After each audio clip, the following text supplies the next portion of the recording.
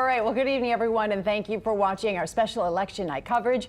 We will be here with you until the races are decided. I am joined, as always, by Eyewitness News political analyst and Gambit columnist Clancy Dubose and pollster Ron Fauché, and we are going to be watching the votes as they come in, tracking all of the trends in order to call the races first and determine who is going to be headed to a runoff. All right, Karen, thank you so much. We'll have more from them in just a moment. First, to check on them on our live team coverage for election night. All right, we have crews all over the area, and Paul Murphy is at the Council at Large candidate J.P. Morrell's headquarters. Mike McDaniel is at his challenger's headquarters, Kristen Palmer's election night watch party, and David Hammer's in the Lower Garden District with New Orleans City Council District B incumbent Jay Banks. Now, Jade Cunningham is following the Council District E races in New Orleans East. And we start tonight with Devin brought a lot of life for us in Central City, where the incumbent in the New Orleans mayor's race, Latoya Cantrell, expected to take the stage and speak in about an hour and a half.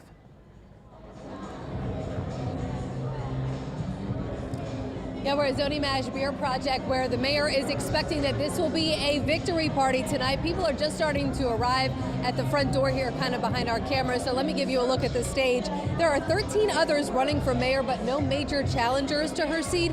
Mayor Cantrell spent the day early this morning casting her own ballot and making last-minute campaign stops at polling places around the city with her husband and daughter. She was talking with voters and sharing these videos on social media.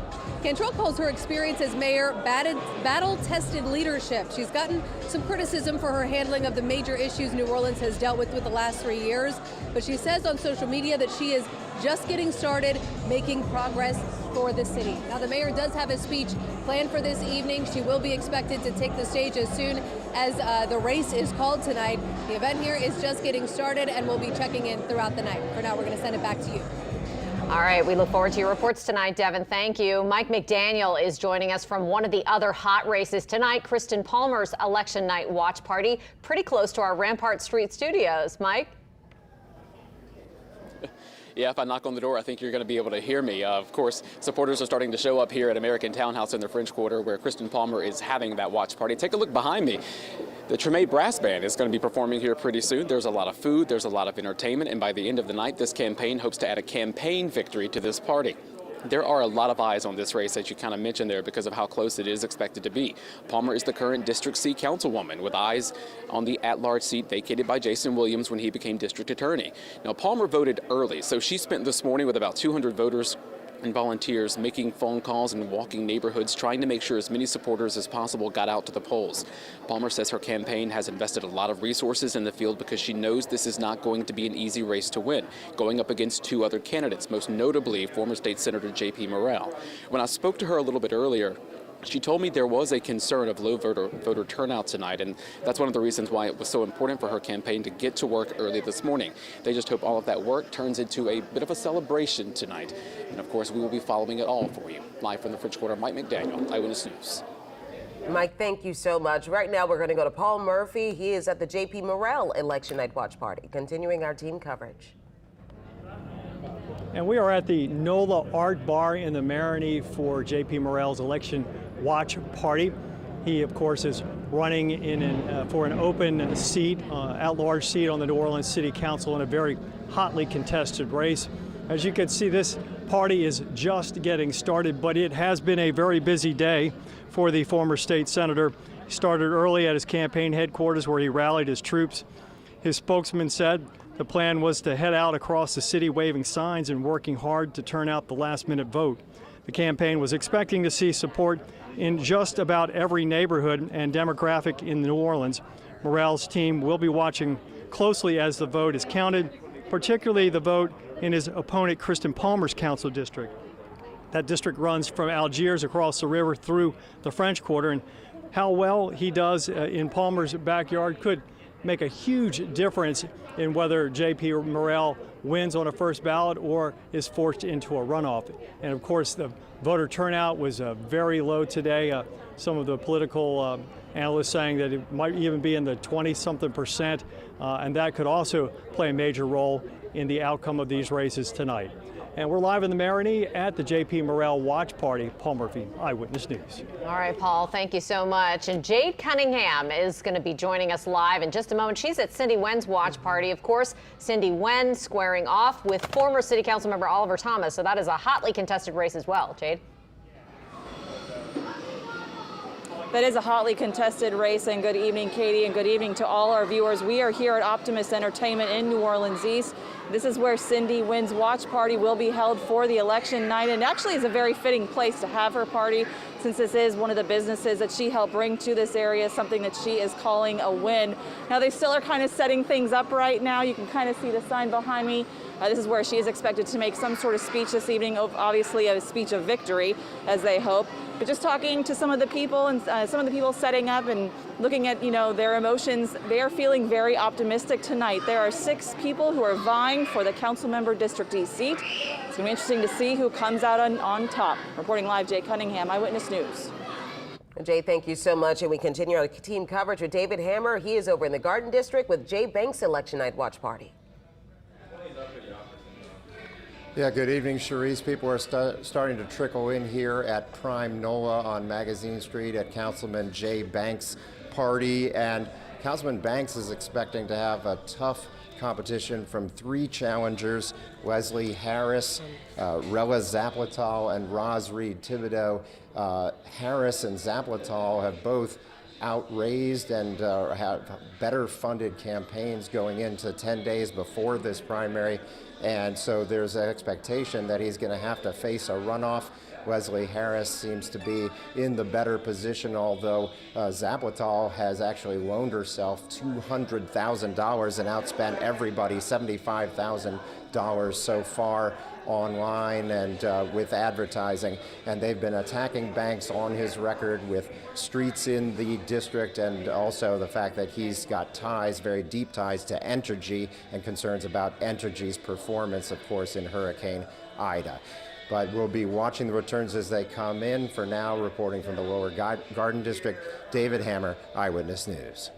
Thank you, David. And I think a big question in my mind tonight is whether or not this would be the same election tonight if Hurricane Ida had been handled differently. So I think that's a good question for our analysts. Yeah. So let's head over to Karen, who's over with our crack analysts tonight, who have the latest for us over there. Absolutely. Karen. We're joined here by Clancy and Ron. And, Clancy, you and I were talking about this yesterday. Had the qualifying happened after the storm, perhaps we'd have different candidates on the ballot. Well, I think it's very safe to say that certainly in the mayor's race and possibly in some other races as well, although most of the council races are pretty hotly contested anyway, because you have some open seats and then you have some incumbents, as you just saw in that round robin through the campaign headquarters. Even some of the incumbents have stiff competition. And really, Ron, coming up on January 1, or in January, we're going to have a different looking council regardless. Well, we will. It's very possible that a significant majority of the council will be new.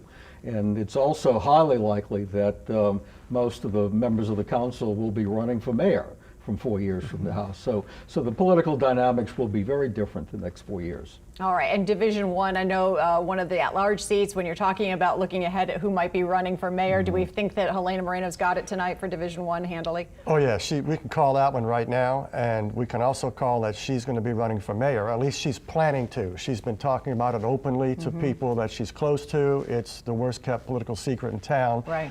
And that's going to affect how she handles her business as a council member at large. Okay, but you are calling her for Division 1? Yeah, she's going to win that race. Ron? Yes, I think she's got it. All right, well, there you go. Our first race has now been called then for District 1, Division 1, excuse me. Not based upon returns, based upon qualifying. Okay, all right. Well, speaking of returns, though, it's only 8:10. The polls closed just 10 minutes ago. We're starting to get some of the very early returns in on the amendments. And a lot of times people think amendments are boring, but you know what? This is about tax dollars. This is about how the state's going to spend your money. So right now it looks like we've got Amendment 1, and that's like consolidating essentially the tax collection, right? And that is that's 52 to 48, but this is only 5 out of 3,700 precincts. And actually, on our internal numbers, we're getting more votes than what you're seeing on. Well, now it just got refreshed, so it's up there. It's 52-40. It's been bouncing around between 51 point something and 52 and a half or whatever again. So it's tight. But here's the thing.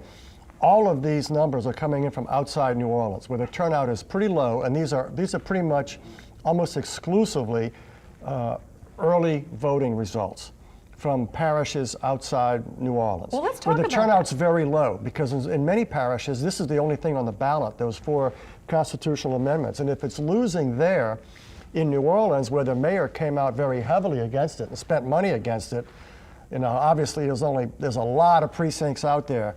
But if this trend holds up outside New Orleans, that amendment is dead. Then I'm not calling it. I'm just saying if. If that were to happen. And we got to wait and see what else happens. And we got a lot of votes yet to count there. Right. But regardless, if the other parishes don't have a lot of voter turnout, but New Orleans does, then you have New Orleans essentially determining the future of the way in which the state runs business. Well, With on the- some of those on issues, these that's proposed true. amendments, Yeah. yes, because Absolutely. even if we So you have just- a low turnout, right, Ron? If we have a low Absolutely. turnout, let's say our turnout in New Orleans is only 28, 30%. Around the rest of the state, it's going to be around 14%, Yeah, if or that at in best, some places, maybe yeah. 10% in Yeah. some places. So New Orleans might have twice or 3 times the size normal impact, of its yeah. usual vote. That is really interesting, Yeah. and when we're going to, I'm watching at your screen too as you're looking at it. So Amendment 1 was the consolidating the tax collections. Amendment 2 is another tax reform that is passing right now. Amendment 3, now that when we see levy district tax, that allows some levy districts to now levy some taxes, but it doesn't apply, as I understand it, to any levy district other than the ones on the North Shore in our metro area. Is that correct? It affects St. Tammany and Tangipahoa. What happened is a lot of levy districts existed before Hurricane Katrina. A few, like 5 of them, were created after Katrina. And when they were created, they didn't have the same taxing authority as the older levy districts. What this amendment will do, if it passes, and because this amendment affects only some parishes, it has to pass in those parishes and it has to pass statewide. So it's kind of a double hurdle that it has to clear, more than like Amendment 1, 2, and 4. Those amendments only need to pass statewide. 3 has to pass in St. Tammany to apply in St. Tammany, and it has to pass statewide. Same thing for Tangipahoa. All right. And let's see. All right, so now you've got some of the real smaller races there too. Again, the amendments coming in, but I guess we're going to turn it back to you guys over at the desk for right now, and we'll come back and discuss some more results as they come in. Right, so this really is going to be a hot race. Obviously, we just had Clancy Dubas and Ron Fauché saying before the polls have even really started coming in, the results rather, that Helena Moreno will likely easily win an at-large city council race tonight. Of course, this is all setting the stage for yet another mayoral campaign, which it's hard to think about the fact that that is already in the works as we are re-electing possibly Mayor LaToya Cantrell tonight. Of course, that's one of the biggest races, but Helena Moreno at large, likely to win tonight. The other at large seat, of course, is one of the top races that we're going to be watching closely that has been so hotly contested just in the past several months. Yeah, between J.P. Morrell and Kristen Palmer, I mean, there have been a lot of jabs. Of course, this race has gotten kind of in the mud in the last couple of weeks of the race, getting down to the election day, and a lot of people discussing if, you know, who's going to be one or the other. Obviously, the race has changed a little bit with Jared Brosette, his name still, of course, on the ballot, but having to drop out of the race or pulling himself out of the race. So, I mean, a lot of people paying attention to this one. Absolutely. You know, Jared's name is first on the ballot when you go into that voting booth. And so it's going to be interesting to see how that plays a role in whether or not one of these candidates wins outright tonight, or if we're headed to a runoff, which I think is probably pretty likely. I mean, we can have our analysts talk about that in just a little bit, about what we can expect there. But that is, of course, the race to watch. Yeah. But these other district council races are also hotly contested. Jay Banks' race, as David Hammer just mentioned a little while ago, is one that is not going to be easily won. There's been a lot of money thrown in that race in order to try and stop Jay Banks from winning re-election tonight. So that's a hotly contested race. Of course, that race in the East is also interesting because of the fact that Oliver Thomas is running again. Against Cindy Wynn. And so far, I've talked to people in the East, and people have said that Cindy Wynn has been picking up and really kind of canvassing the neighborhood, speaking with a lot of people there. So she has the support, but Oliver Thomas is one to take a look at. Right. Now, Cindy Wynn, of course, had some controversy. Her time on the council has not been without controversy.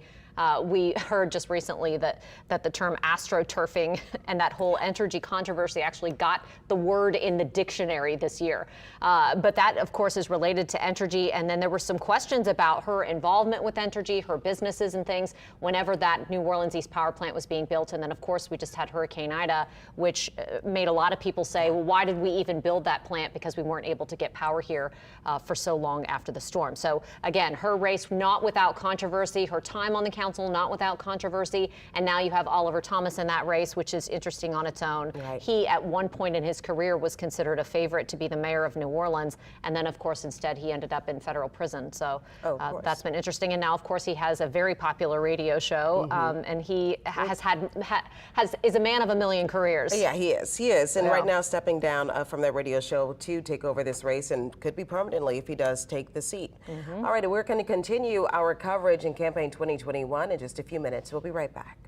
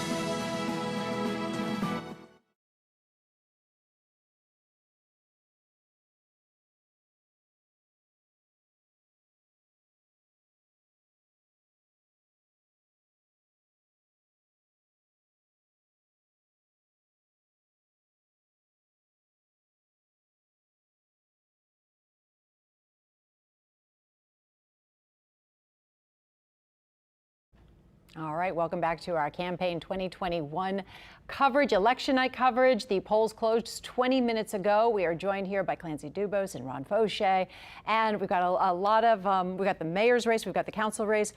We haven't talked yet about the sheriff's race. Marlon Gusman in a bit of a heated race. He's been there for 17 years, but is this the most formidable candidate he's ever come across with Hudson? Well, his most formidable candidate was the first candidate he ran against, but I think this is the the race that has probably scared him the most, if I can use that term, or got his attention the most since his first victory back in 2004. It's he definitely is feeling the heat from Susan Hudson, the former police monitor, who's gotten a lot of support and money from outside the city, from progressive organizations around the country. Let's continue to talk about him in a moment, but I understand we do have some of the numbers coming in here. So obviously just one precinct in, but we're starting to look at the polls. The numbers come back, the results. So Christopher Williams in Orleans Parish Sheriff. Let's look at these. All right, where are we? New Orleans Mayor. All right, they're 53%. We expect her to win outright tonight. I guess the big question is, will she win by a margin that is considered a mandate? Yeah, that's the big thing, and I think most political people in town are viewing 60% as the mark that she needs to hit for a mandate. Whether she hits that or not, we don't know. Based on the current numbers, it's 53%, but that's one precinct fully out of the whole city, so it's still too early to tell. But in terms of her political strength for the next term, her ability to run up the score today and tonight will be important. Okay, and so we'll be watching that. So for her, she wants to hit 60%. For all intents and purposes in winning outright, she just needs 50% plus one. So now let's go back to the sheriff's race. And Ron, your thoughts on it with Gussman? Well, I agree with what Clancy said. It's a real race this time. Gussman is not an unpopular figure in town. He's generally pretty popular. There's a lot of complaints, though, about the way he's run the sheriff's office over the years, and there's a lot of opposition to the way he's run the sheriff's office over the years, and pockets of it. And this is probably the best shot to beat him, I would think, of anything since he's been in office. And as it stands now, we'll have to see. It's possible he could win outright today, but it's also highly possible he'll be in a runoff. And if he is, it's probably with Hudson. Yeah, I would agree with that. Would you agree we could be into a runoff with them? I'm not going to say one way or the other whether it's going to be a victory for Gussman or for Hudson or a runoff, but I think I don't think it'd be in a runoff with anybody else. Look at these. If there's going to be a runoff, it'll be between Gussman and Hudson. Okay, look at these numbers with Helena Moreno and Kenneth Cutno. This isn't the first time she's clobbered him, really. Yeah, this is a precinct that we gathered at WWL, and it's a precinct that is about 70 to 80% white, which is interesting when you go back to look at the mayor number. A precinct that is majority white, supermajority white. White vote in New Orleans is around 35 or so percent. Right. But here's a precinct that is 70+% white, and she got 53% of the vote. If that holds up, she's going to win tonight by a very good margin. Yeah. And she beat him with 65% of the vote in 2017. It was the same race. This is a repeat, right? So, okay, now understand we have some Division II results in, some early results. Look, this is going to be so close, right? Kristen Palmer, 44%, JP Morrell, but this is only the very first precinct in. Exactly. So that is going to be an interesting one to watch. Jared Brissett's decision to suspend his race versus pulling out. What is the strategy in that? It was to help. The short answer is it was to help Kristen Palmer. By suspending his campaign rather than ending his campaign, it means that the votes that get cast for Brissett will count toward determining, they count tonight. Even though he pretty much give up the ghost, he didn't make it formal. He didn't formally withdraw from the race. So his name was always going to be on the ballot, but if he had formally withdrawn, any votes cast for him would not be counted towards determining who wins or if there's a runoff. But because he only suspended it and did not officially withdraw, votes cast for him count toward all the votes cast, which makes it harder for Morrell, who was expected to run first, to win it outright. Brissett. It increases the chance of a runoff, which helps Palmer. And given all that transpired with his DUI, did Brissett help or hurt Palmer when all is said and done? With the cross endorsement? With all of it. What do you think, Ron? Well, I thought that was one of the worst political moves I've seen in recent years with the cross endorsement. and it made no sense for candidates to be endorsing one another.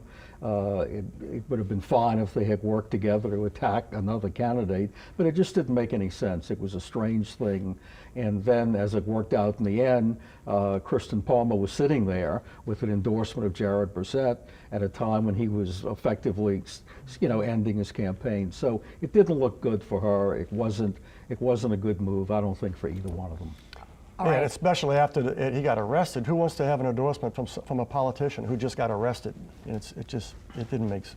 It was weird, I'll put it that way. Let's look at we've got now the District A results back. Joe Giarrusso handily defeating at this point his opponents, Bob Morell and Amy Misko. Joe Giarrusso, obviously from a longtime political family. And I think we can call this race as well. All right, game Joe on. a winner. So Council District A, and what we know is it. that one precinct that we gathered is in Council District A. Okay, which is Uptown, Carrollton, Holly Grove, parts of Mid-City, and Lakeview. And if it's considered more than 70% white, it's probably like Mid-City, maybe, and it's not overwhelmingly white. It's not 80% white. It's between 70 and 80% white. I can tell by the matrix of analysis that we have on our computers. Okay. So I'm guessing it's maybe somewhere uptown. Probably so. All right, so to go over this again, Council A, you have determined that you're calling it Joe Giarrusso, yes. Helena Moreno, Division 1, the winner of that at-large seat. Before we get back to Sharice and Katie, we talk a lot about race, and I think it's important for our audience to understand why.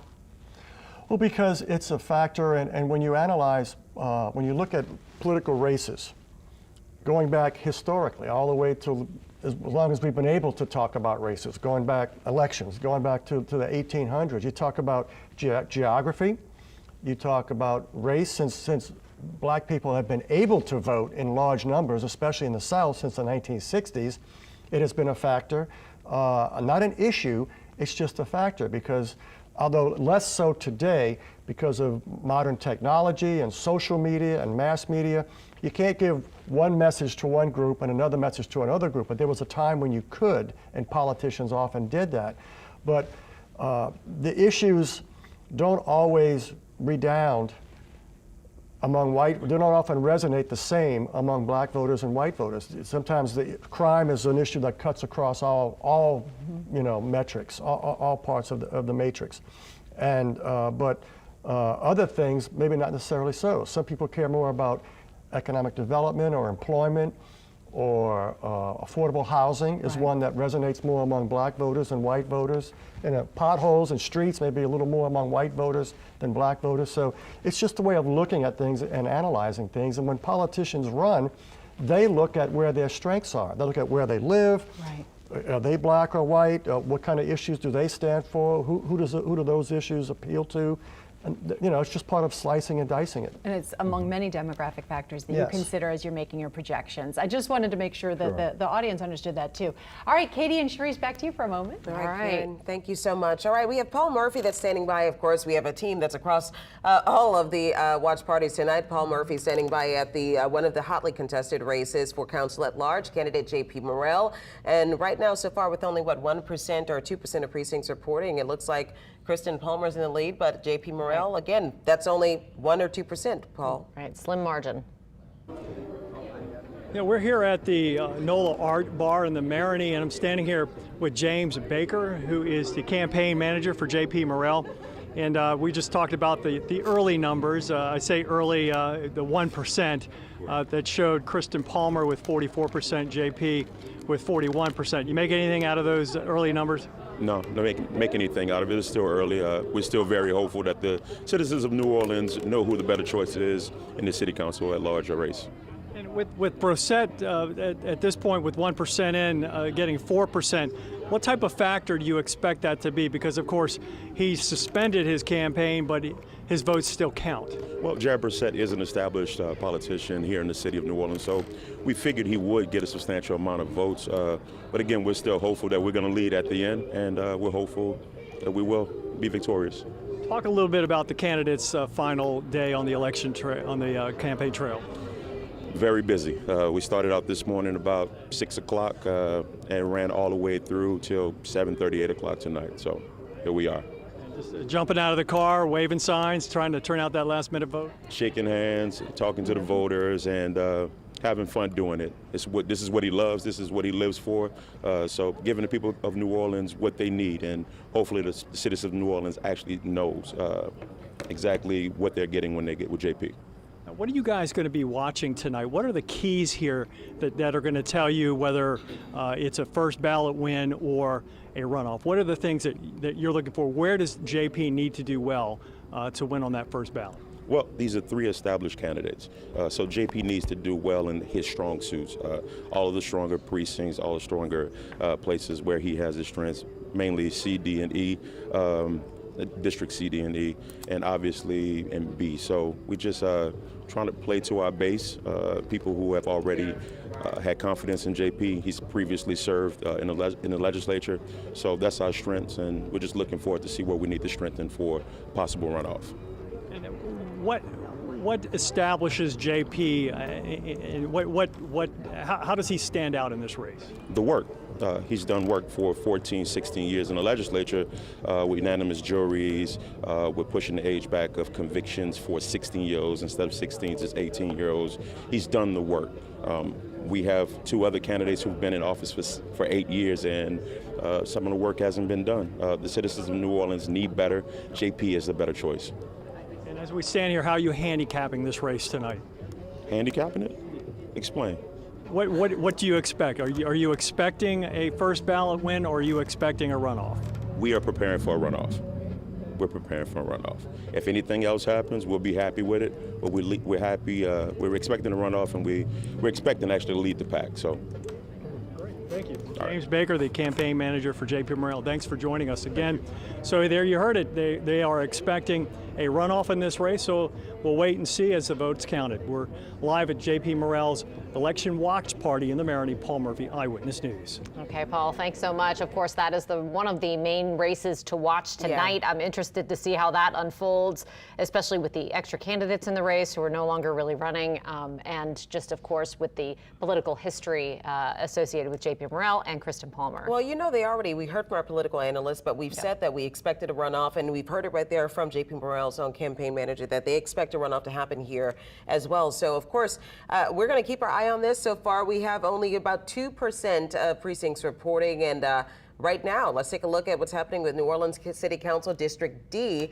And it looks like Eugene Green with 20% so far over Mariah Moore. Yeah, right. But it's only, again, 1% reporting here. 1% reporting, 1 of 78 precincts. But this is our first indication of how things are going to stack up tonight over in District D. And this is the city council district where JP Morrell's mother used to be the city council member. And so, you know, of course, his political ties run deep. That's been an issue in that campaign between him and Kristen Palmer. But City Council District D, Eugene Green is leading so far tonight. You know, there are a number of other interesting candidates who are running in this particular race as well. So we're going to be watching this one too. I think this is one of the most interesting council races overall, elections overall, that we've seen in recent years. Yeah, it really is. We've seen a lot of kind of mudslinging and a lot of people going back and forth, and actually some of the people, at the end of the day, we heard this said earlier, political analysts say that this council is going to look completely different.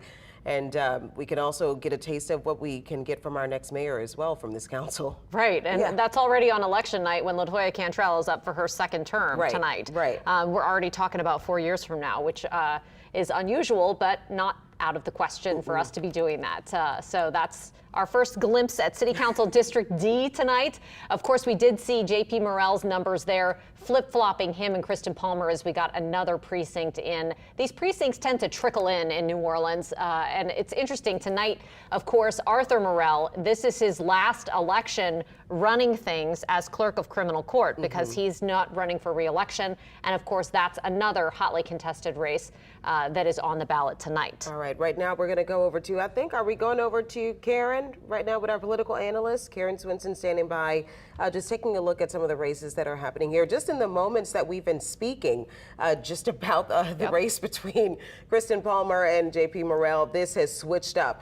And actually, you know, instead of Karen, we'll go to you in just a second. We're going to go over to Mike McDaniel, who is at the campaign headquarters for Kristen Palmer. I believe that is very close. And if we were to just open a door, we would listen to the music right now, Mike.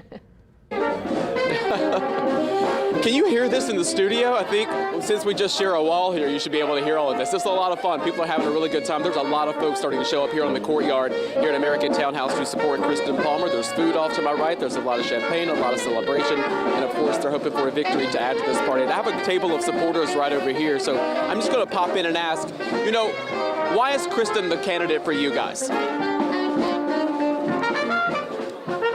Why? Yeah. Oh, why is Kristen the candidate for me? Well, she's my older sister. So by default, you're going to have to vote for her. But how have you seen her, you know, interact with folks, and why is it so important that she be elected over JP Morrell? Well, I think, having known her for half a century, I can say that her moral fiber is pretty extraordinary. We were raised in a family of 10. Our mom had 8 kids in 8 years. And so we were raised with the idea of the greatest good. Like, whatever you do for the greatest good. And I think she's proved that with her work in every single neighborhood in the city of New Orleans. And I don't think JP Morrell can say that. Like, he has the privilege of coming from a political family, whereas my sister comes from a really hard-working family. We went to Ursuline, where the motto is Serviam, which means I will serve. And that's her motto, definitely. What's it been like growing up with her when she has that type of servant's heart? Well, there's a funny story that I like to tell, that when she first learned to bake, it was early on in high school, and she learned how to make zucchini bread. And she made this one loaf, and then she realized if she made one loaf, she could make 2 loaves. And then once she made 2 loaves, she realized she could make 14. And she just gave them to all the neighbors. And she still does this to this day. Whenever she gets really stressed out, like, she always saves the black bananas and puts them in the freezer, and then she will make banana bread for the entire neighborhood. Well, I'm just mad that there's no banana bread here. There you hear some of the personal stories from Kristen Palmer. Thank you so much for your time. I appreciate it. You can see the band behind me having a lot of good time. So I just checked in with the campaign, and Kristen is expected to be here around 9 o'clock. So we'll be, of course, waiting for her arrival. So no one from the campaign is quite here yet, just a lot of supporters and some staff members from Ms. Palmer. And we, of course, will be checking in throughout the night. Back to you guys in the studio. That location where Mike is at actually used to be a part of Channel 4. Yeah. So that's why we keep talking about the fact that we could probably hear the band if we would just open the door here in the studio. But of course, Kristen Palmer's campaign is one of the places that's a hot place tonight as we continue to watch these election results come in. All right. Devin Bartolotta also standing by. We believe that she's at the headquarters at Zoni Mash, if I'm not mistaken. I haven't been to that one yet. Where for Mayor LaToya Cantrell, which they believe that she is going to take this one easily, Devin. Yeah. Things are really picking up here. We saw some cheers a little bit earlier whenever the results started to come in on the screen.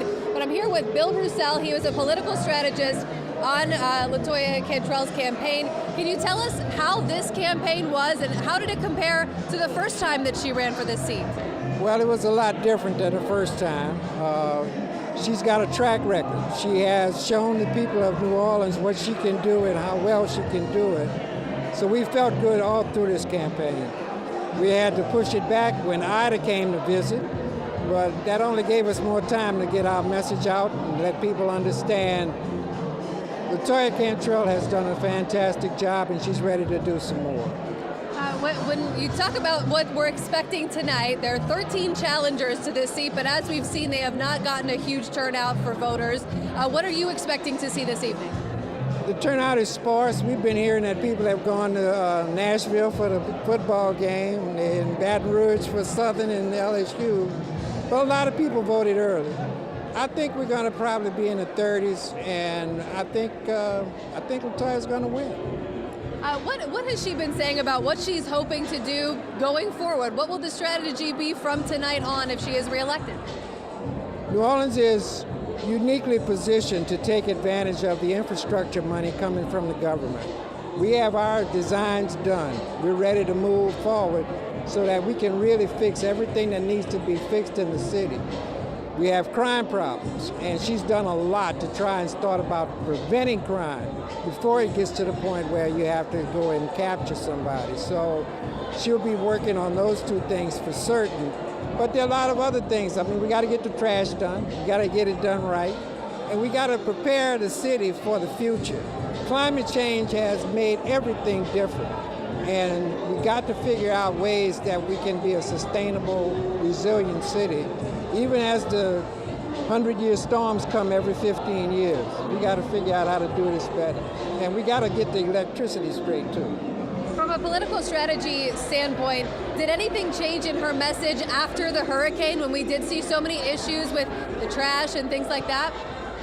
Nothing really changed in that. I think she's always been someone who was prepared to take on crisis, to take on whatever was wrong with the city and try and make it right in the best interest of people. That's how she's been the whole time she's been mayor, and I think we can expect that going forward. Wonderful. That's Mr. Bill Roussel. Thank you so much. I really appreciate your insight tonight. We're going to be here tonight as the results continue to come in and this room continues to fill up. We have yet to see the mayor here this evening, but again, people are starting to show up and to cheer whenever results come in. So we'll be checking in with you all throughout the night. We're going to send it back to you. All right, thanks very much. We're going to take a look at some of the numbers coming in on the amendments. 3 of the 4 of them deal with taxes. The 4th, the way in which the state would pay money. Okay, I'm now being told we're going to look at large Division 2. So we've got some new numbers in with 7 precincts reporting, and Kristen Palmer taking the lead. I'm sure we're going to hear it next door. This is just going to bounce back and forth, right, guys? Yeah, it really depends on where these precincts are coming from.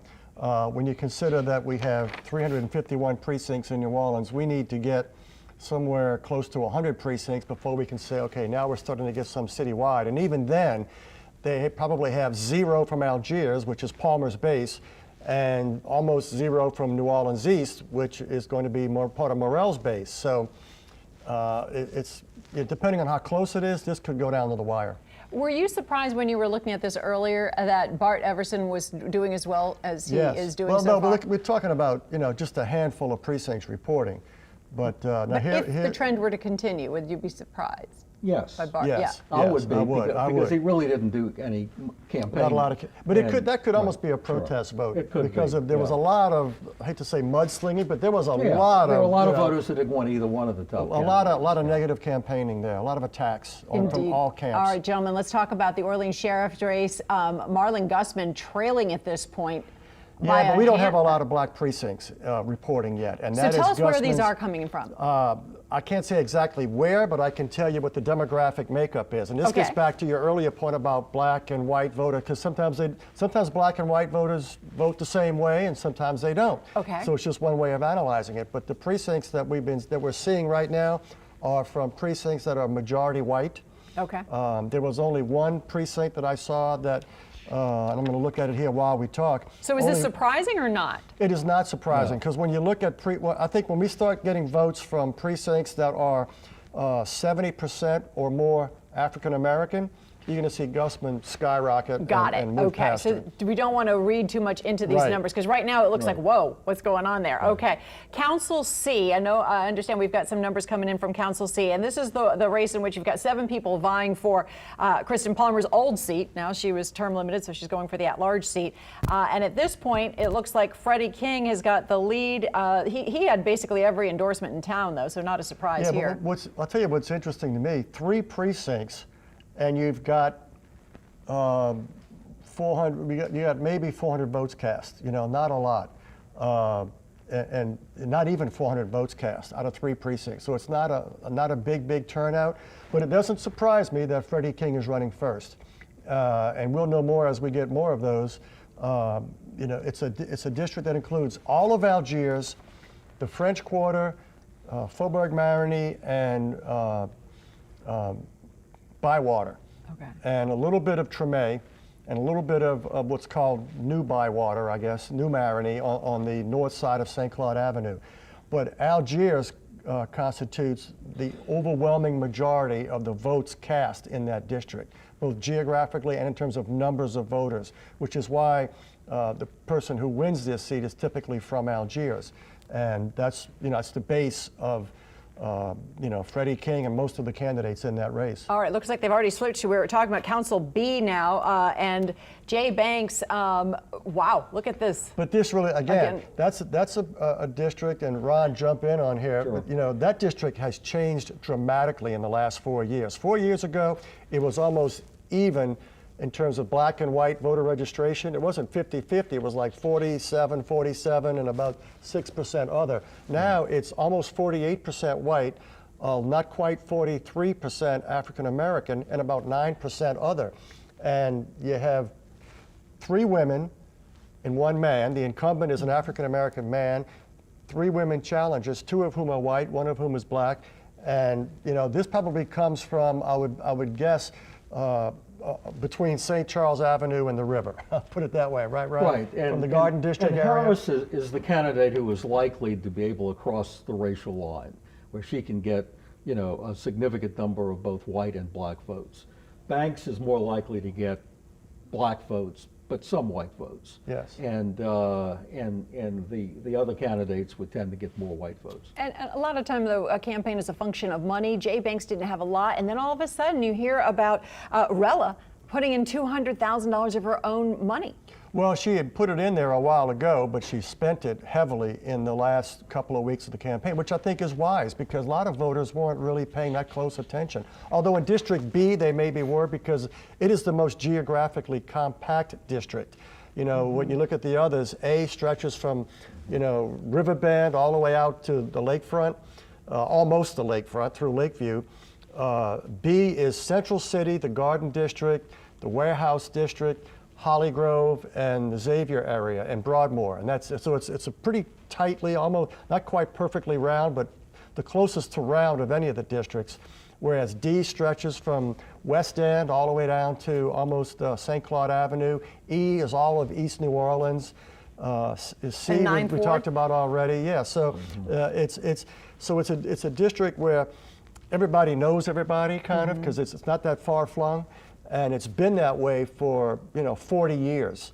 But the only thing that has changed, B used to be one of the most heavily African American districts. It used to be like 70% African American. Now it's close to being half white. It's where, if you want to see the political face of gentrification, look in District B. All right. Well, instead, though, we're going to pivot and look a little to the east, and let's look at District E. And you've got Cindy Wynn and Oliver Thomas, his race for redemption. We're going to take a look at those numbers coming in. Of course, John Bagneris, former state rep, also in the race for that. This looks like a precinct that has maybe 10 votes in it. This doesn't look right here. Yeah. This looks a little it might be from the precinct that's way out. On the fishing camps. So we don't really need to. Not that they don't matter. They matter, but we can't really glean a lot from that. We need to get about at least 15 or 20 precincts before we even begin to see a trend there. Let's ask if we can take a look at the amendments and take your time pulling these up. This is perfect. Amendment 1, this is the sales tax streaming one that would centralize the tax collection in the state. Passing right now, for the first time, it's getting more votes than it was, more votes for than against, and it's only leading by less than 2,000 votes. But yeah, that one could go down to the wire. And that was the one where Orleans Parish and a lot of the municipalities were saying vote no, because they'd rather be able to be the one that collects the tax. Go ahead. Well, certain elected officials in the parishes said no. It wasn't the voters necessarily saying no. That's right. Right, the distinction. But the idea is that some local municipalities would rather collect the taxes than have the state do so. And this was the most heavily publicized and the most hotly contested and hotly debated of the amendments. All right, the second one, the tax deduction, more tax reform, that is at this point passing handily. And this is an example of why the ballot language means a lot. The ballot language on the first one talked about centralized, collection of taxes, and people like, what does that mean? What does that mean? Whereas Amendment number 2, the ballot language says lowers the maximum allowed rate of income tax and allows the legislature to give you a tax break. So people look at that. If they haven't studied the issue, like, oh, that sounds good, and that's the way these things get passed. A lot of it has to do with how it reads in the first 2 or 3 lines on the ballot. Well, the other thing too on these constitutional amendments, a lot of voters simply have not heard any explanation of what it is. And we need to figure out how to do that better in the state, to give people more information, to get more information, because as you said, it is important. about taxes and how the sales taxes are collected. One of them is cutting the income tax rate, but it's getting rid of the income tax federal deduction. These are important things, and a lot of voters went to the polls and just didn't really know because they hadn't heard what it does. And as Clancy said, the ballot language becomes important, but the ballot language is just a summary. It's not, and it may or may not be 100% accurate. One other thing is, this just occurred to me, Ron. Tell me what you think. Sometimes these amendments, I've seen amendments where we had 8 amendments on the ballot and they all passed. And then I've seen, here we got, not necessarily tonight, we don't know yet what's going to happen tonight, but I've seen it where we had just 4 or 5 and they all failed. And I think these, in general, constitutional amendments don't get a lot of attention, don't get a lot of explanation, but in a way they kind of measure the temperature of voters. If they're angry, they just vote no. Or if they're when in doubt, I've seen them always vote no. And if they're feeling pretty good, they tend to be a little more amenable to changing things. Right. Well, going back in history, back in the last year of John McKithen's administration, before Louisiana, was looking for a new face for governor in 1972, it was really the defeat of a whole slew of state constitutional amendments that led to that. So these kind of things, as Clancy said, can be a good barometer as to what people are looking for. But one of the things we have found out in polling is that even though a lot of voters may not have a lot of knowledge on these amendments, they are trying to discern them, and they're not necessarily voting for everything and against everything. And we can see these numbers so far today are showing that each amendment has its own percentage. They're not just sort of falling into place. But given the turnout, very few people are determining the outcome. And we have very low turnout of everybody in the state. And this levy, the levy district tax again, would affect Tangi and St. Tammany. When you talk about taxes, people just say, "Oh no." Right. In the language, something like allows certain levy districts, and people saying, "Well, was that me or not?" And to me, when I'm fond of saying about constitutional amendments or any kind of referendum, if voters tend to approach it with the idea of when in doubt, vote no. Right. And if they're the least bit confused, they'll say, "I'll just stick with the status quo," and they'll vote no. All right, and then the fourth one, this essentially allows, I guess, the state to use money meant for other things to try to fix the deficit. And this one is that one looks really bad shape. I mean, you're talking about you got over 20% reporting, and I didn't see any push for this anywhere. And with 71%, we can almost call that one. One of the things that we hear in government a lot about is, government entities need more flexibility to prioritize budgets, to spend money, that sort of thing. That's exactly what this is. Yeah. And it's being defeated, 2-3 to 1 right now. So it's not always clear that voters want to do that. And voters sort of like the idea of dedicating the money, dedicating the funds. And although you hear governors and candidates for governor who are always talking about we've got too much dedication, right, because we can't figure out how to balance the budget. Well, it speaks to trust or a lack thereof. Absolutely. It goes right to the credibility of the political system, which is not high. All right. It is now 8:53, and we're going to take a short break. We're going to have more returns for you in just a moment.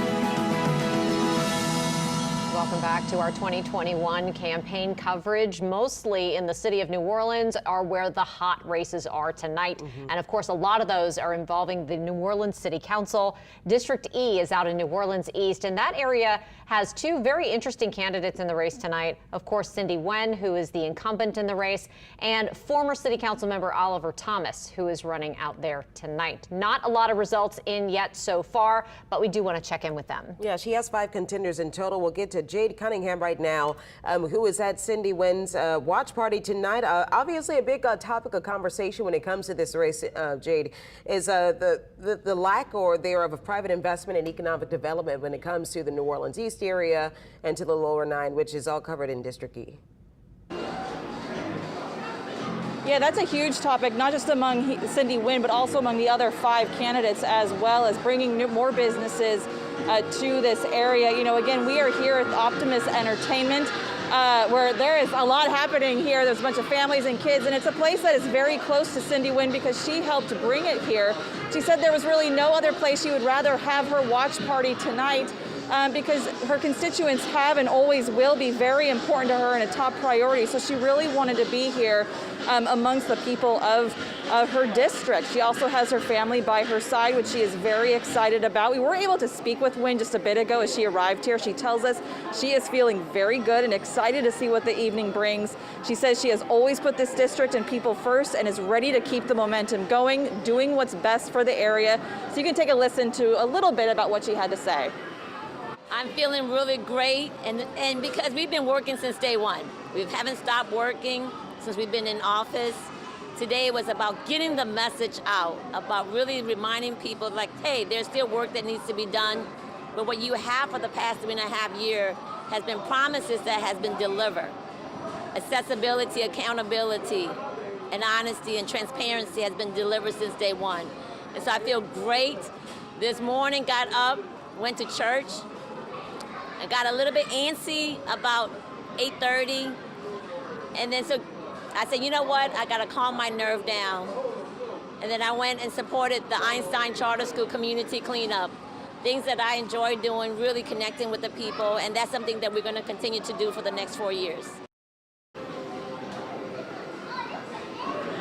Well, as you just heard, she says that she still has work to do, and that includes different things. You know, the Six Flags redevelopment, getting Lincoln Beach back open, more funding to help improve trash pickup, blight, of course, and continuing to fight crime, as well as bringing more business to the area. She, of course, is watching the results come in very closely tonight. Again, there are 6 total candidates hoping to win the spot for District E council member. So we'll just have to continue to follow the results and see what happens. Reporting live, Jay Cunningham, Eyewitness News. From Eyewitness News, this is Campaign 2021 election coverage. Good evening again, everyone. I'm Katie Moore, and we are, of course, covering your election tonight for 2021. The city elections in New Orleans taking center stage tonight as we watch those returns come in at the bottom of your screen. I think the one thing that everyone can agree on is that there are some major issues facing the city of New Orleans that these elected officials tonight are really going to have to dig into if they take office and if they win. Yeah, we just came from Cindy Wen's campaign, heard a little bit from Cindy Wen. One of the big conversations you have there is about economic development that's in New Orleans East, investment happening in New Orleans East. You know, we have the hotel that had the graffiti that was sprayed all over it. Simple things that they need to have fixed. But we also want to take a look at some of the other races. Of course, we have the mayor's race that we're looking at, and it looks like this is not something that is out of the ordinary. Mayor LaToya Cantrell leading right now with 8%, reporting 46% of the votes, and that's the top race on the ballot. I mean, 13 challengers to the mayor, but honestly, with all these challenges, no one has any really huge basis of support, any really big backing or financing. Several of the competitors actually criticizing the mayor's restrictions when we were at the height of the COVID-19 pandemic. A lot of them ran that on their campaigns. Absolutely. I mean, if you take a look at the numbers right now, though, that's a significant drop for Cantrell from what we saw earlier. Now, of course, earlier when we were looking at the numbers, we had much fewer precincts in at that time. But what you see there is the mayor without a majority of the vote, which would mean that she would be forced into a runoff tonight. So I think our analysts are chomping at the bit over there to try and talk about these numbers and what's coming in. I'm getting the signal from across the studio from Clancy. Yeah. So let's see if we can go over to Clancy and Ron and Karen and see what he has to say. Not your floor producer, but yes. your across the floor producer. We've actually got more recent numbers than that. When you throw in numbers from the Secretary of State, which is the city's reporting to the Secretary of State, plus the precincts that we've gathered, they're showing Cantrell out front with 63.6% of the vote. Now, this is only a total of less than 3,900 votes cast, so we're talking, not a lot of votes. And this is 0 early and absentee votes, but even the early absentee vote is almost more than 2 to 1 cast by African American voters, so we're going to be very strong for the mayor. So, I think the mayor's looking in pretty good shape right now, but again, we're talking a grand total of 13.5% of the total vote in. Can you tell where those are coming from? Not where, but I can tell you that most of these precincts are, let me hit this real quick. I'd say about half these precincts are majority white and the others are majority black. So it's when you consider that African American voters are going to cast probably 60 to 65% of the votes in this election, that bodes very well for the mayor. So yeah, I would think that it won't be too long before we're able to call this, right? This moment right now in the next 10, 15 minutes or so is a dangerous time to look at these citywide elections. Because as Clancy's making the point, there is a significant difference in voting patterns in some of these elections between African American precincts and white precincts. And depending upon where they're coming from, will tell the whole story of the election. Well, let me say this. When you look, I've got 23 precincts from across the city between the WWL precincts and the Secretary of State precincts. And in precincts that are at least 70% African American, the mayor's getting 82% of the vote. Right. And, so and there's no surprise. She's got this. Are you ready to call it then? No. No. Okay, so pretty close. Pretty close. All right, so we'll come back to you in a minute. Let's go check in on Mike McDaniel now, who is at Kristen Palmer's headquarters right now with the candidate herself. All right there. Hi, guys. Yeah, she just got here, so we got Kristen Palmer with us. Briefly, just kind of explain to us your thoughts going into tonight from a campaign standpoint, and also just what you've been through personally. Well, quite frankly, we feel great. We've actually been doing this for about 5 months, going door to door throughout all the neighborhoods, really going back to our grassroots roots, and we feel really good. We've had an incredible turnout. This morning, we had over 200 volunteers from all over the city, started at 6 a.m., so I couldn't be more happy with the effort that we've done. When we spoke earlier, you mentioned that you knew you were going into a race that wasn't going to be easy to win. Why was that? Well, anytime you're up against a political establishment and a political family and someone's been in politics for, gosh, I don't know, if you add them all up, probably 60 years, it's going to be tough, right? And so we made a decision early on that, our strength lies into the people of New Orleans, and so we were going to go door to door, and we literally have walked door to door this entire city at least twice. And what do you expect to come out of tonight in result here?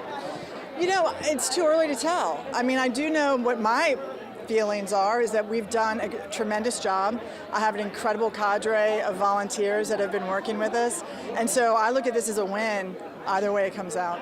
And what do you tell all those supporters out there who have been pushing you along the way to the finish line here? I tell them thank you very much. The amazing thing has been, these have been folks we've worked with when we were rebuilding the city after Katrina, when we were working food pantries all during COVID. I mean, this entire group represents this entire trajectory of the city.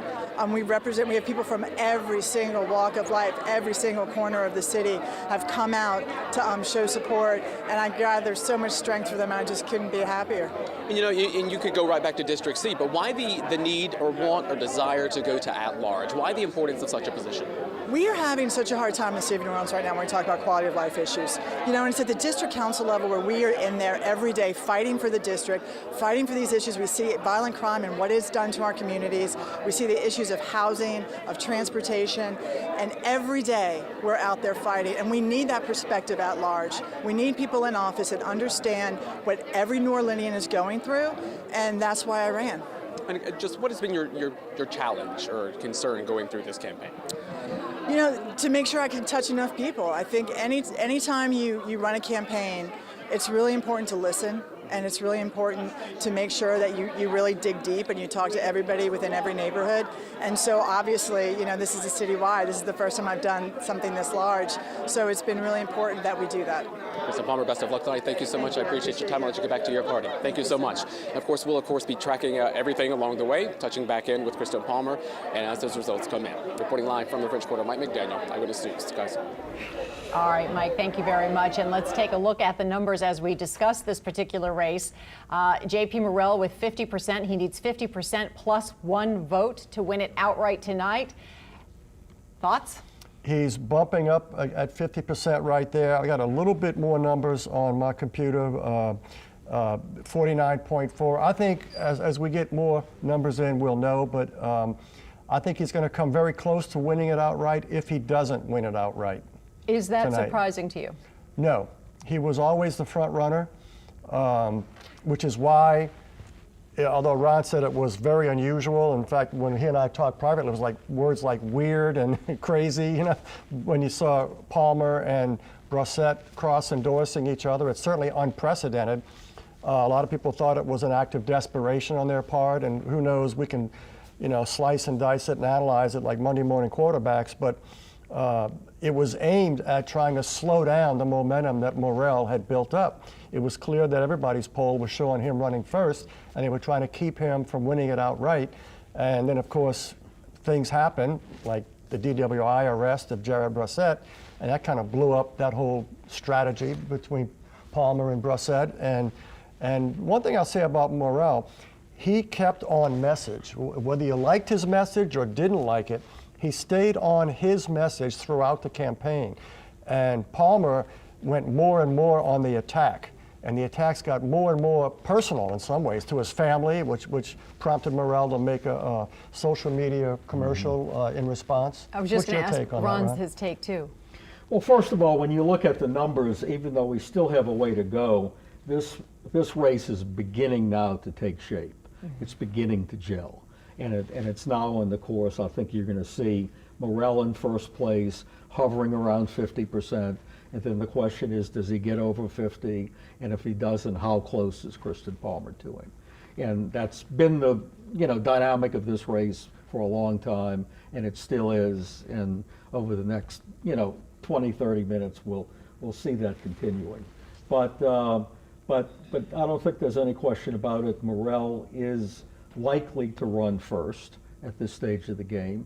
One thing that we haven't said, but within the political community, there is a sense that of the two council at large seats, one is considered the white seat, and that's the seat that Helena Moreno has, and the other seat is considered the African American seat, which was the seat that Jason Williams had, and then he resigned to become DA. So it for an African American to win the seat would be pretty logical, in a city with probably close to a 60% African American vote. You've helped run campaigns. What do you think about the way in which Kristen Palmer ran hers?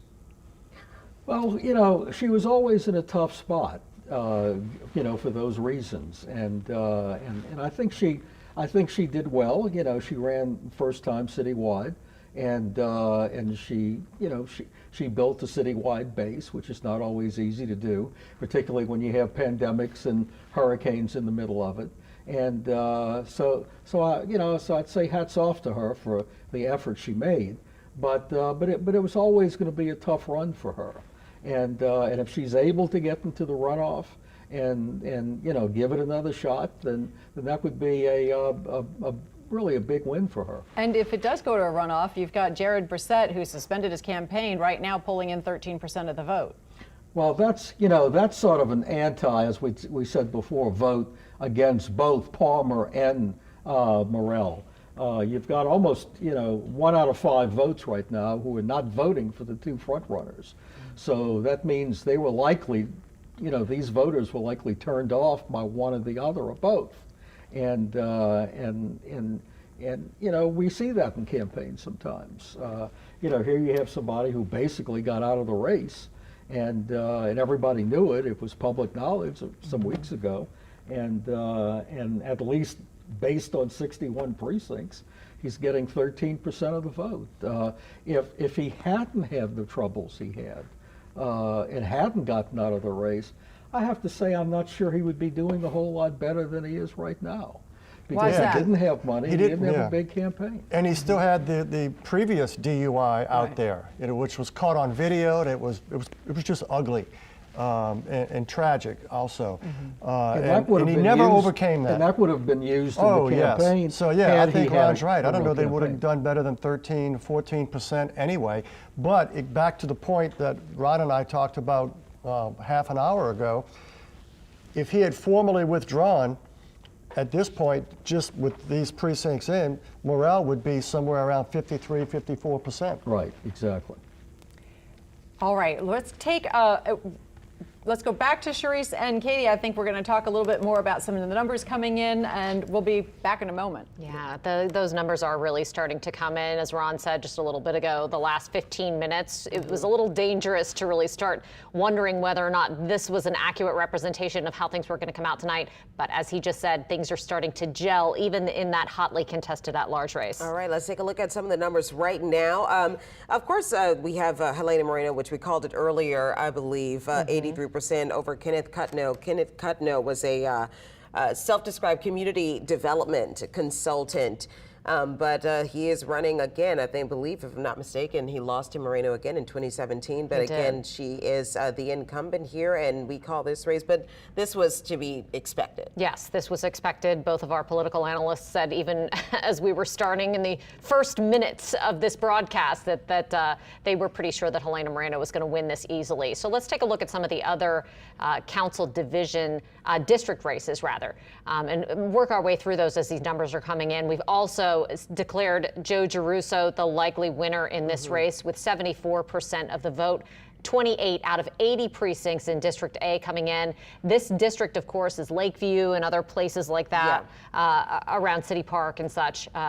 Parts of Gentilly, and so this is District B. And District B is switching up here. Jay Banks at 43% with 53% reporting against Leslie Harris, and we don't know if this one is actually. This actually may go into a runoff, and I don't know if we mentioned that earlier. If I heard Clancy say that if they believe that Jay Banks would take this one outright, or if this one will go into a runoff. But against Leslie Harris, the numbers are starting to climb there. But that's with 53% of 40 out of 76 precincts reporting right now. District B, Clancy saying that is the definition of gentrification and the impacts on voting patterns, and that's what we're seeing there tonight. District C, of course, is the district that Kristen Palmer gave up in Algiers to run for the at-large seat, and Freddie King was expected to win. He's been known in political circles over in Algiers and even in the city of New Orleans.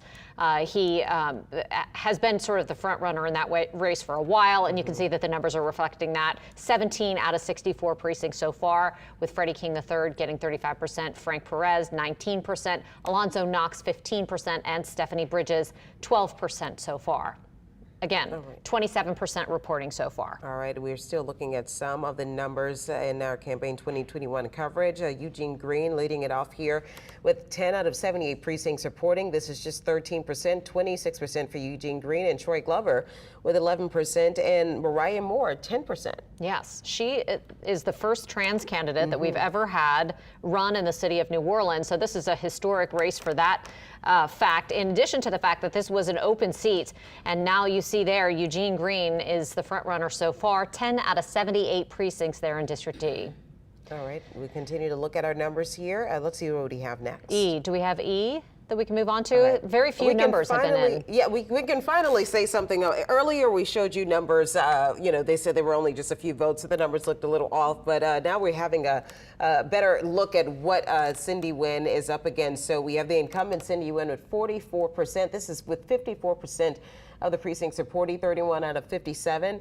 Oliver Thomas trailing behind her with 41%, and John Bagneris, he is with 6%. Of course, Bagneris, a former state rep there, but it looks like so far Cindy Wynn holding on strong at 44%, and we could see this one go into a runoff between Cindy Wynn and Oliver Thomas. Certainly, that's a definite possibility. Oliver Thomas, of course, is well known in the city of New Orleans, both because of his history and because of his popularity. Yeah. I mean, he has been a popular figure from the time that he was on the New Orleans City Council and has continued to be that way, even with a stint in prison for taking bribes. Yeah, last time in office ended with corruption charges. It did, and yet Oliver Thomas, there he is, almost equal to Cindy Wen tonight, as we have 31 of 57 precincts reporting. Now, our analysts have said that we need to see a lot more of the numbers coming in before we can really make any sort of conclusions about this race. So I think that they're ready to talk about some of these other district races. So Clancy, let's toss it over to you. I mean, this is really interesting. Even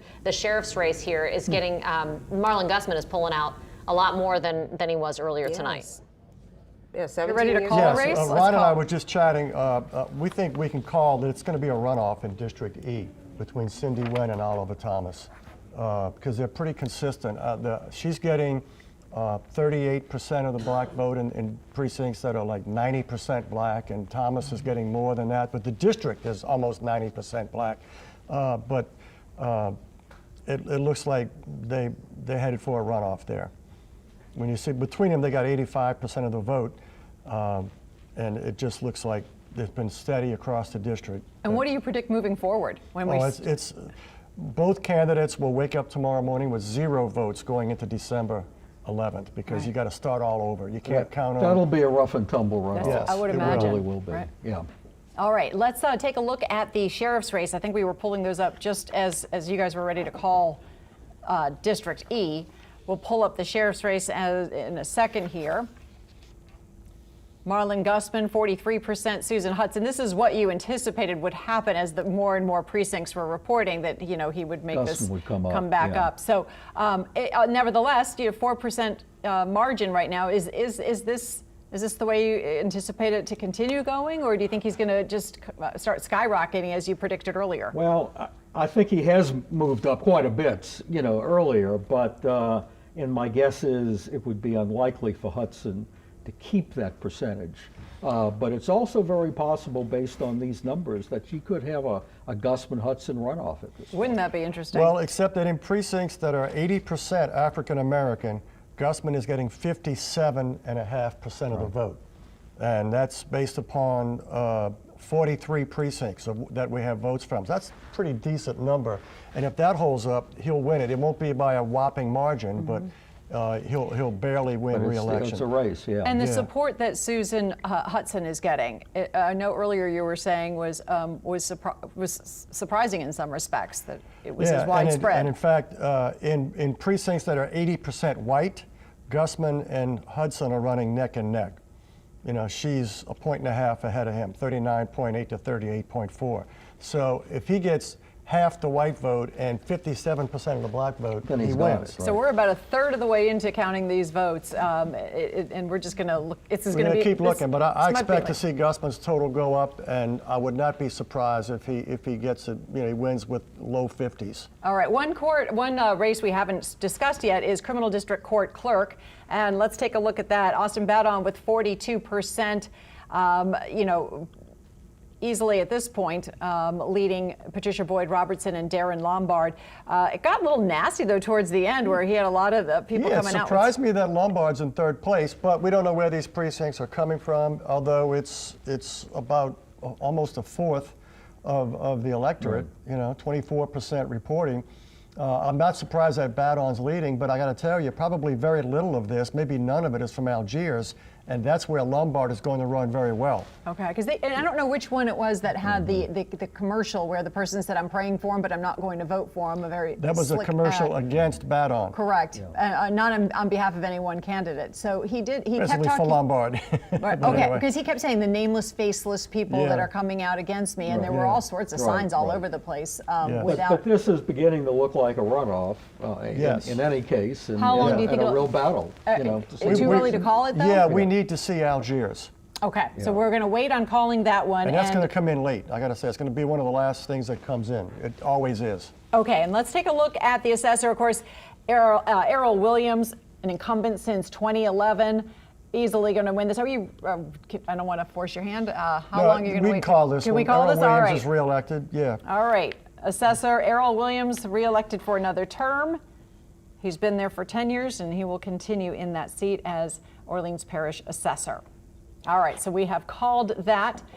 And this, by the way, is an impressive win for Errol Williams. Yes. And the reason why is with the reassessment of property a couple of years ago, there was some tremendous public dissatisfaction for it. So for Errol Williams to weather that and to come back and win a big first primary victory, that's a significant political. Well, you know, it's interesting. People complained about the assessments going up, and Williams, to his credit, went to the legislature and got a cap put on or proposed, and people voted for it. You know, and so it looked like he was sympathetic. So he wasn't the target of the so they weren't mad at him. They were just upset at what happened. But he played it right, both politically and administratively. And he's one of these guys. He's not a flashy guy. That's putting it mildly, but people see him as a guy who is honest. They see him as just doing his job, and his job is to put the market value on the homes. And one of the big complaints is that he's one assessor for all of New Orleans, and he took it over from 7 assessors, and it's still taking a lot of time to get it uniform. And there was a significant portion of the homes that were not assessed because they just couldn't get to them, and that was a big part of it. Why did mine go up and these people didn't even get assessed? Well, now they're all coming on board because he's doing it year to year, and I think people just, like you said, they didn't blame him. No, and he also reacted very quickly to Hurricane Ida. Yes, he did. He really did. Just sent out a 5% reduction to everybody, and everybody liked that. Right, so I'm not sure that didn't play a big part. Oh, you can bet that it did. Indeed. All right, let's see. We're going to go look at Council B. If we can pull up those numbers, and then we're going to toss it over to David Hammer, who may or may not be with Jay Banks himself. Okay, he is with Jay Banks, who is currently leading with 43% of the vote. Let's toss it over to David Hammer and Mr. Banks. Yeah, good evening, Karen. Councilman Jay Banks just came in. His watch party here, they've been waiting for him, and he is in a close race, it appears, with Leslie Harris. And Councilman Banks, how do you feel about things at this point in the evening? I know you're not ready to make a call yet, but how do you feel about it? Well, we are watching the process. We were hoping that the numbers would have been in sooner. We are still hoping for a victory tonight, but at a minimum, we'll be in a runoff. And if we have to do a runoff, we're prepared to do that. So hopefully these numbers will keep coming and we'll get across the 50%. And if not, again, we'll do the runoff. Do you feel like there's an anti-incumbent attitude maybe that's kind of permeating the city? Concerns about trash pickup and Entergy and all of the issues that Sewerage and Water Board has been facing. You're on the Sewerage and Water Board. You used to work for Entergy. Do you feel like that you've been pulled into that in a way as an incumbent and had to face those attacks from a couple of very well-financed opponents? Well, I've got political enemies, make no mistake about that. They were not, my political opponents were not the only ones trying to take shots. So at the end of the day, I am not afraid of what my record is. I stand on my record. We've done an excellent job as a councilman, and that is what I'm going to be running on. So they can continue to throw bricks, and we will continue to tell our story, and the voters will have to make a decision. Obviously, Sewerage and Water Board has been in the news lately. We did our series of investigative reports involving the plumbing department. The plumbing department was raided by the FBI. You're on that board as the council representative. What can you say to the voters who may be having to consider you for a runoff here, we don't know yet, about the Sewerage and Water Board situation? Those employees at the Sewage and Water Board must be held accountable. The Sewage and Water Board administration, the Sewage and Water Board itself, is not involved in any impropriety. Those individual employees have to be held accountable for what they did. They work for the Sewage and Water Board. They are not the Sewage and Water Board. And if they did something nefarious, then they need to be dealt with. But indicting the whole board for what those individuals did, I think is unfair. But again, I'm a big guy. I have to wear what I am, and I am the council's representative on the board. And the work that we have done, we have made the Sewage and Water Board better than what it was when we found it. Now, is it perfect? No. But we have moved the ball, and we will continue to do that. Progress is being made, and if I have to wear something that somebody else did, I will have to do that. But the truth be told, We are dealing with the problems at the Sewage and Water Board like they have never been dealt with before. We are not kicking the can down the road. We're picking it up and addressing it. And again, people can make innuendos and say whatever they want to say, but the truth be told, we are doing what we need to do to make it better. Now, we are at Channel 4 now calling this race as a runoff between you and Leslie Harris. Where do you see this going now? You got a month to face off with Ms. Harris in a runoff. Well, at the end of the day, I would hope that the voters will now have a chance to see exactly what we both stand for. This whole primary has been just a tax on me. There has been no plan, no process, nothing said from anybody else. It's all been about attacking me. Now they'll have to see exactly what the other candidate is offering. And I look forward to standing up and talking about what I offer and showing my process and my plans, and we'll see what theirs are. Okay. Thank you very much, Councilmember Banks. Appreciate you coming to speak to us here, and we'll just see where the numbers end up, but we are calling this race as a runoff at this time. Well, I hope you're wrong, but at the end of the day, if it's a runoff, then we will look forward to that, and the democratic process will prevail. The voters have the right and the responsibility to choose who they think is a representative. I will run on my record, and I'm proud of that. Thank you, Mr. Banks. I appreciate it. Thank you, sir. All right. All right. All right. Well, we'll send it back to you. As we saw, we had breaking news here with our political desk calling this race as a runoff between Councilman Banks, Jay Banks, and Attorney Leslie Harris. Back to you in the studio. All right. Thank you very much. And now to the mayor's race. We're ready to call this one as well, guys. LaToya Cantrell is going to be reelected tonight. No big surprise. This question of the margin, and right now, with 52.5% of the precincts in, she's got 56.8% of the vote, and I think that's going to go up when the rest of the vote comes in. Okay, so 56%. You said earlier 60% would be the mandate level, and Clancy's predicting that this will climb. Do you think we're getting to the point where people are saying, hey, we love what you're doing, this is a mandate to continue on your journey leading us? Well, possibly. We haven't seen the final numbers yet, and they very well could be floating around that. But you have to, even if she does get 60%, you have to keep in mind that 40% of the electorate went to the polls and voted for basically unknown candidates against the incumbent mayor. So there's clearly a significant amount of opposition to her and what she was doing for the first 4 years. And when the new council takes over, she's going to have some it's going to be a whole different show at City Hall. Competition, it's going to be very, very different. But one thing I would add is that she now goes in the history books. She is the 9th mayor in a row to win 2 consecutive terms. Yes. To what do you attribute that? Is that something that's in the landscape here in New Orleans? I don't know. It must be in the water or something. No, it's always mayors get tough reelected. It's always tough to be an incumbent for any office. Right. But apparently not here. Even when an incumbent is no, it's very tough to beat an incumbent. It really is. An incumbent mayor. Level. I thought you were saying it's hard to beat. Incumbents in general. Of course, yes. But incumbents in general have an advantage. They're better known. They can raise more money.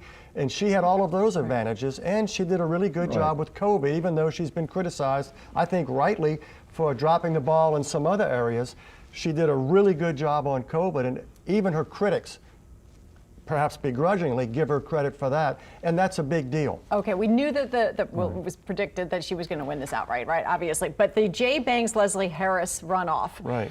That's interesting. It's going to be very interesting, and challenger Harris has momentum. If the numbers stay anywhere near they are now, she would enter that runoff as the front runner because she has the ability to get better ability to get crossover votes than the incumbent would. What went into you calling this at the time that you called it? Well, the fact that I was showing over 76% of the precincts in, and there's just not enough out there for either one of them to win it. Okay. And Jay Banks was running slightly ahead, and I think he will and still the third finish slightly candidate ahead. was not in contention for the runoff. All right, I understand we're going to take a look at new numbers in the sheriff's race. So let's pull those up. Susan Hudson, wow, I was 41%. looking at this myself. Look at this. Wow. And now we're talking about a lot of, you've got 53% of the precincts reporting now. Wow. Yeah, but are you ready to?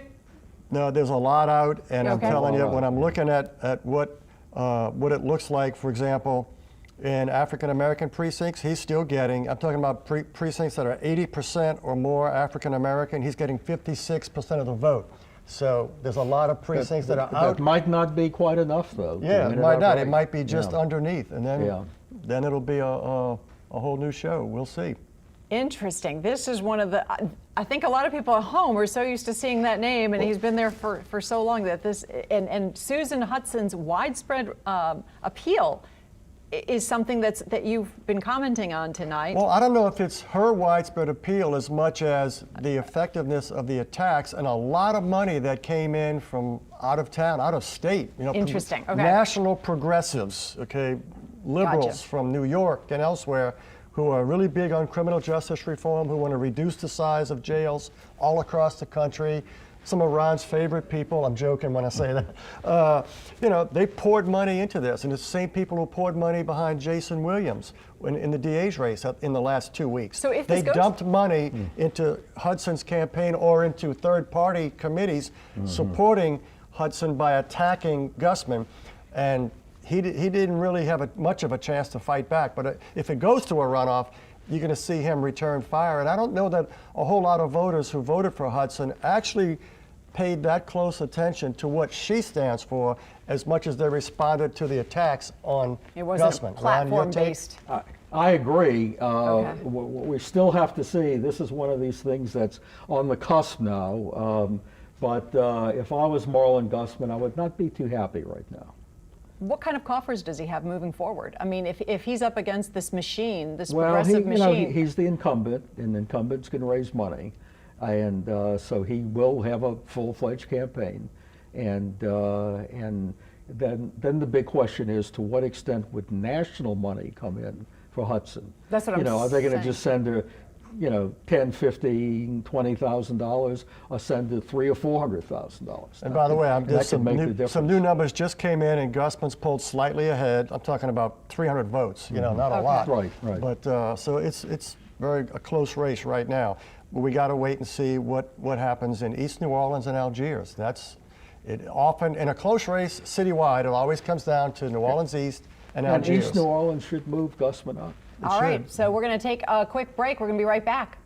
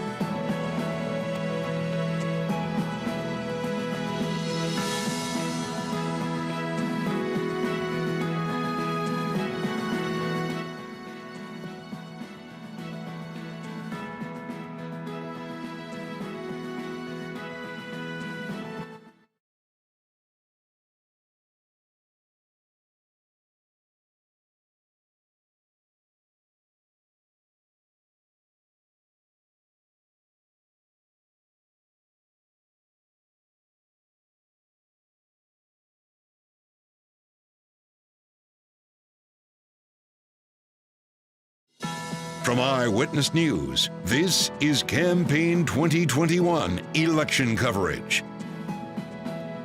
All right, welcome back to our Campaign 2021 coverage. My name is Sharice Gibson. Of course, we've been following the local amendments, the mayor's race, council races, of course, the council at large race, the big division race we've been following. But we just projected just a couple of minutes ago, our political analysts say that New Orleans Mayor LaToya Cantrell will be reelected. This will be her second term as mayor. Yes, we just heard that just a few minutes ago, and her campaign headquarters has, of course, started to party pretty hardy over in Central City tonight. That's where they are gathering, waiting for the mayor to come out and make a statement.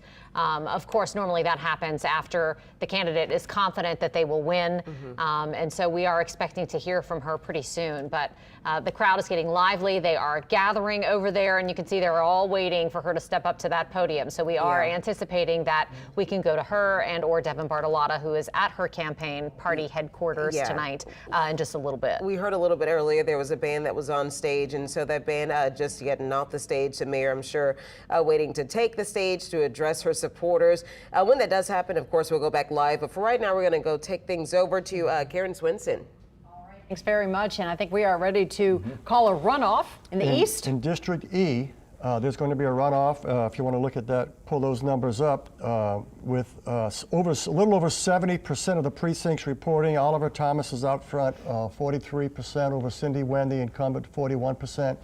There's not enough votes out for either one of them, I think, to go over the top. And they very likely will finish in that order, but it looks very much like a runoff there, and that's what we're calling it. And what kind of runoff do you think that's going to be? Is that going to be platform-based, negative ads? What do you think? What do you It's expect? going to to be heavily negative. Like you said, all of the above. It looks like it might be a close race. Thomas seems to have a little momentum at this stage of the game. By virtue of the fact that he made the runoff, is this redemption, regardless if he wins it? Well, I think the fact that he ran first. Yeah. If he continues to run first, that shows redemption to me. I mean, I think it was always understood that if it went to a runoff, he would be in the runoff. But which is really remarkable. He's running ahead of an incumbent. Yes. Somebody who's convicted of bribery, seeking a seat on the same body. Council, yes. Right. And that's been the sticking point. But for that, if he had, hypothetically, if he had had that federal trouble, if it had been a tax case, he would have won. Right. I think he'd be doing a lot better. That was the big stumbling block for a lot of African-American voters in that district. It's almost 90% African-American registration in that district anyway. And a lot of voters there say, I love the guy, but you know, if it's the fact that it was a bribery of him as a council member, and now he's running for the council again. That was hard for them to get over, but not for 43% of them today. They must believe him that he's changed. So if that's in fact how it's going to turn out. So let's take a look at the amendments now. Sales tax streamlining. This would streamline the collection of the sales taxes statewide. Right now, it is being defeated. This is something that, you know, here in Orleans Parish, a lot of the leaders were saying vote no. They wanted to be able to keep control over that ability to collect the taxes. Right now, is that too early? I mean, it's so close, so we're just going to have to wait it out a bit, huh? I mean, that's let me see. If we're looking at Orleans Parish, it's pretty much doing the same thing in New Orleans, from what I can see. Oh no, I'm sorry. Let me do this. Let me see what it's doing in Orleans. I didn't put my filter on there. We're going to get this. In Orleans Parish, it is going almost 60-40 no. And if that continues, it's dead. I was just going to say that because you know Orleans was going to say no. So if this is the state. Yeah, I think we can call this one. Can you call it? All right. I think we can call this one. It's going to fail. It's not going to be a landslide, but it's probably going to fail. If the way Orleans is going, it's going to fail 52, 53%. Okay, against. so we're calling it Amendment 1 fails. All right. So a big win for a lot of the local municipalities that worked so hard to try to defeat that. All right, the second one, the federal income tax deduction, tax reform, yes, 55%. That's going to pass. All right, that has passed.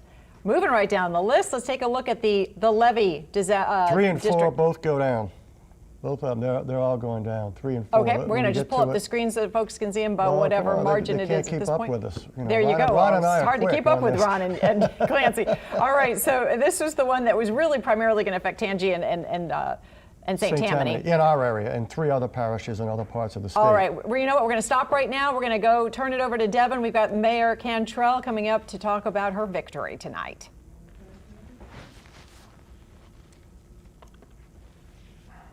What a day, what a day, what a day. In this beautiful city of New Orleans. We pulled it off. Second term, another 4 years.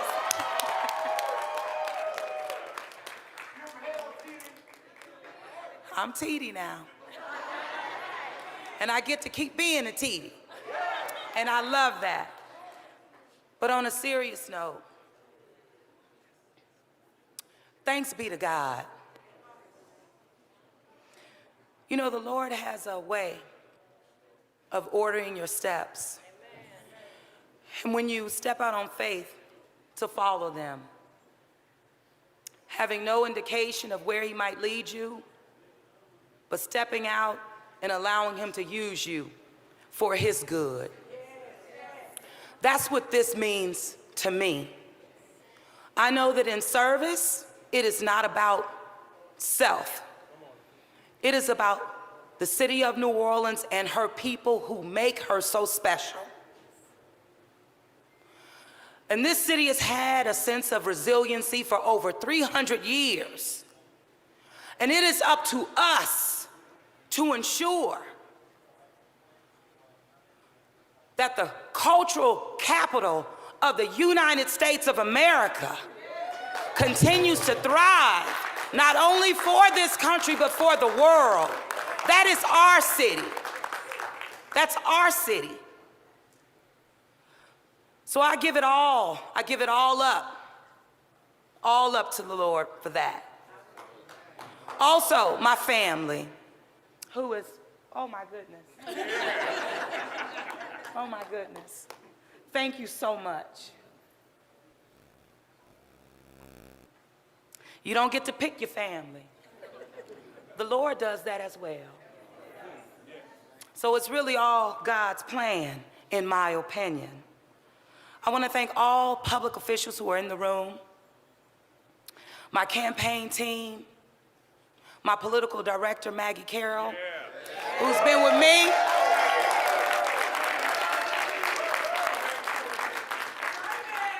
When I was president of the Broadmoor Improvement Association, Maggie was secretary, and we took no prisoners then. Created a vision, stepped out on faith, and worked with the people to realize that. Thank you so much, Maggie, for your friendship, for your love, for your guidance. Bill Roussel, who introduced me, thank you so much, Bill. You know, the Lord also has a way of sending people your way and proclaiming what you should be doing. And Bill whispered to me years before, even thinking about running for mayor, you should do this. I said, Bill, come on. But again, God's plan. All of the volunteers that stepped up, leaned in relentlessly. We've always been grassroots, bottom up, out there on the streets from the first term, and it did not stop moving into this second term. I say thank you so much for your hard work. But most of all, I have to thank the residents of the city of New Orleans who decided, as Pastor Watson said, who decided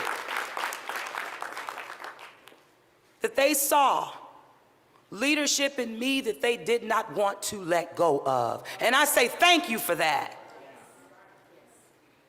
Because now is the time, I believe it. We've made significant progress under the first term. Because what we do, we don't kick cans, we pick them up. We don't play dodgeball. We look for the ball and we kick it. We face challenges in order to fix them, however they come our way. We work hard, we don't lie, and we don't steal. We work hard. And we do it consistently, and we've done it over and over and over again. And we will continue to do that in the next 4 years. Because I believe in the people of this city, but more importantly, I believe that this is our time to play to our strengths and the assets that we have in this city. And what we do now within the next 4 years will determine the next 40 or 50. So we don't have time to waste. We have to go to work, and we have to continue to get it done. So continuing to ensure that infrastructure is our priority, and infrastructure is not just roads and streets and bridges and drainage, which it is, but it's also transportation and technology and affordable housing. And it's also our people. So we will continue to invest heavily as we've demonstrated. But also, the city of New Orleans is positioned nicely in this United States of America because of the investments that we have made. And here recently, and I know on the front line and pushing for the passage of this most recent legislation at the federal level for infrastructure, this is our time. And we're positioned, and I say that because we have an opportunity to leverage additional federal money against our public money that our people decided that we would spend through bond sales, and with the credit rating that was improved a year and a half in. This is our time. So we can't waste it. We cannot waste it at all. In terms of overall quality of life in our city, we can do this. Clean up our city for the long haul, and not just about solid waste collections. Because we had an issue, we know, long time. But we can do this. We can make sure that we're creating jobs of the future, which goes back and speaks to infrastructure in our community. We can turn around the injustices in terms of environmental injustices, like our Gordon Plaza community. I've heard you over the past 3.5 years. And not only have heard you take necessary steps that align clearly with the infrastructure package, that we have an opportunity to gain additional resources to invest in our city.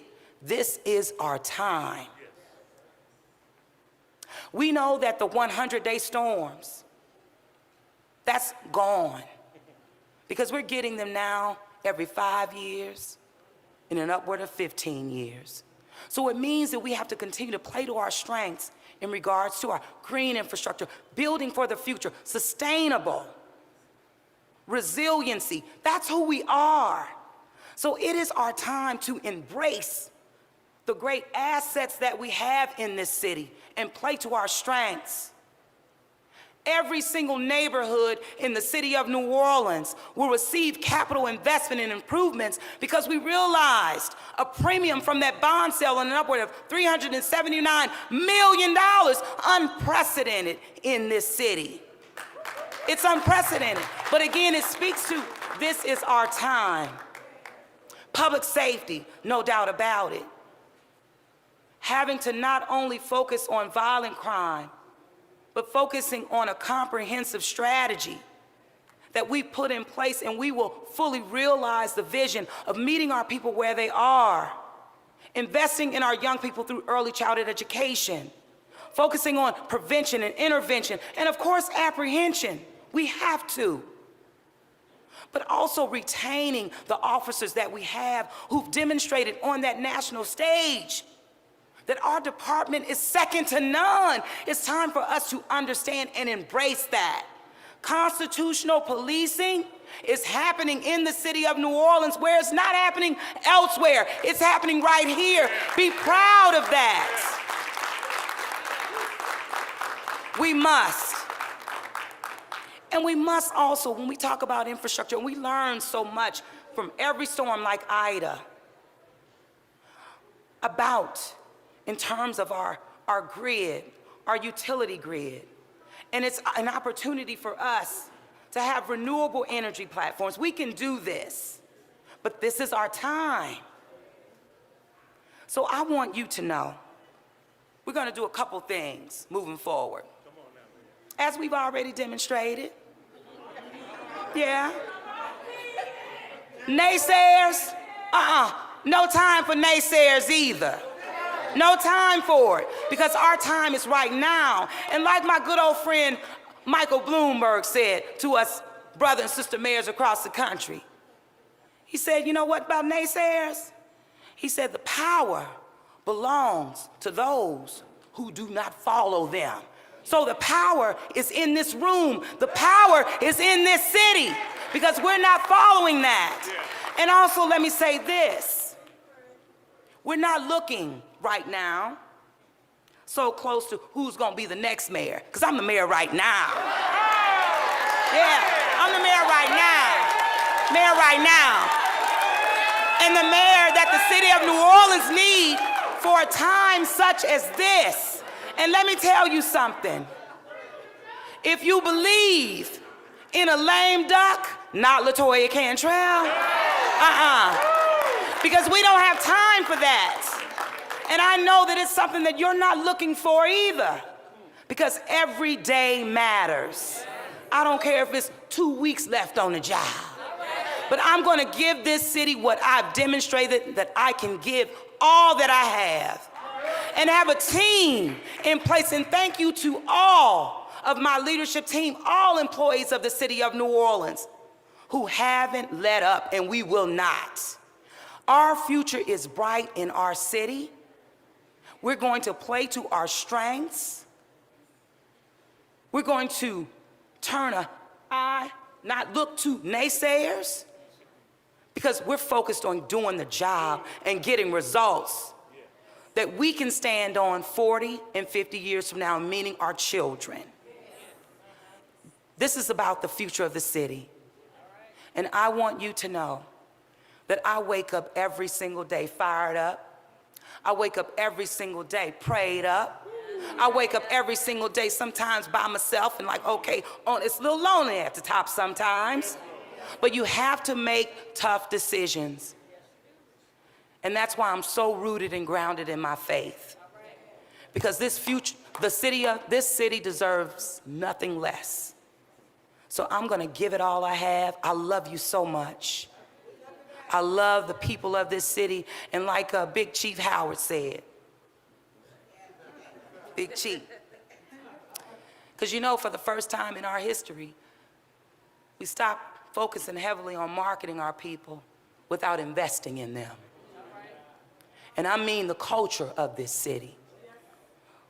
So with the leadership of my administration, for the first time, turning tax dollars over in fair share and investing directly into that culture, and Big Chief accepted that grant award of over $20,000, putting it into our masking community, and he said, you know what? This is good,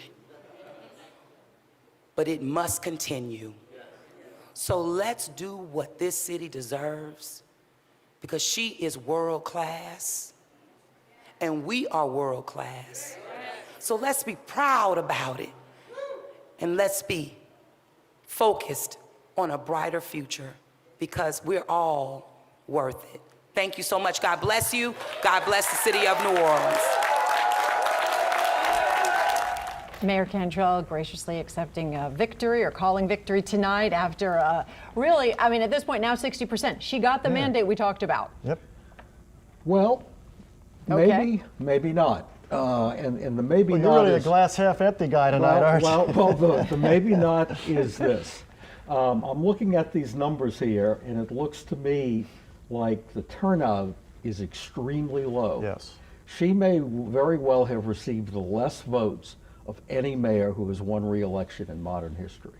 Really? In terms of the Less number of actual votes, not the yes. percentage, because we've had some mayors who, were in the low 50s. So she certainly did better than that. Congratulations to the mayor, because she got her win. And that's what she was looking for. But Yeah. at the same time, it looks like a lot of voters in the city voting with their feet and just didn't vote.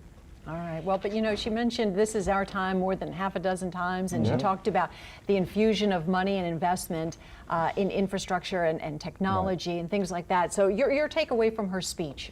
Well, I think it was a vintage LaToya Cantrell speech. I mean, she's a rousing speaker. She speaks to people where they live, her constituency. And when I say her constituency, she has a biracial citywide constituency. She had it, not just a constituency, but a coalition, which all successful mayors have. And Ron is correct. We have to get the rest of the votes counted. And so far, we haven't had any of the early and absentee votes in New Orleans, and that vote is around 26,000. Okay. So, but still, you know, she's in first place with something like, let me pull it up here and get the latest, and she has won, and she's going to win, but she's got 15,650 votes. That's 60% of the votes cast, but that's only a total of 26,000 votes, with another 25 or 26,000 coming absentee, and we've got and the rest of the precincts. And we have another 145 or so precincts to come in, but that's 40% of the vote. You know, it's going to probably be close to, I don't know if it's going to hit 80,000, 85,000. It may very well so be she in the may 70s, well have gotten less votes, actual votes, than any mayor in modern history to get reelected. But it only matters that you get a majority of those cast. This is why we talk about turnout all the time. Turnout matters. She got her vote out today, even though she's talked about malaise, and I think there is a malaise in the city. COVID, the storm, people still upset about crime and potholes and everything, affordable housing. There are a lot of issues out there, issues that face lots of cities. And, you know, it's a challenge for any mayor or any council member or any public official to deliver in these times. And I think that probably suppressed a lot of vote. You know, I think it really did. People just felt like, I just don't feel like doing it. And whether it was just a general malaise or if they were, I just don't feel like going out because, you know, typically the mayor's race is the marquee race. That's what drives turnout for all the other races. I think there were more votes cast in the race for mayor than there were in, say, the hotly contested at-large race.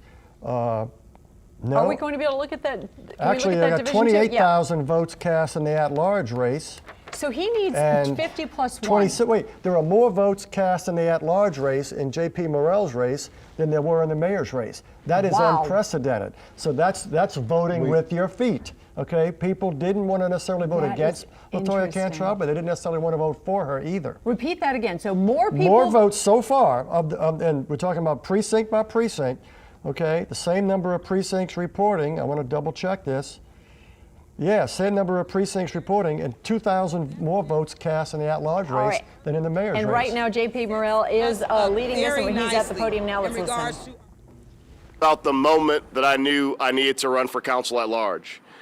In about mid-October of last year, Catherine and I were arguing at the kitchen counter over whether or not to put our five-year-old son Alex in a car seat or a booster.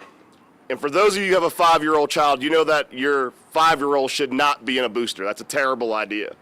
But we were having this debate because we were operating under the assumption that at some point in October of last year, one of us would be carjacked in her or my car, and our older children, our 10-year-old and 13-year-old, would be unable to get our 5-year-old out of the car in time.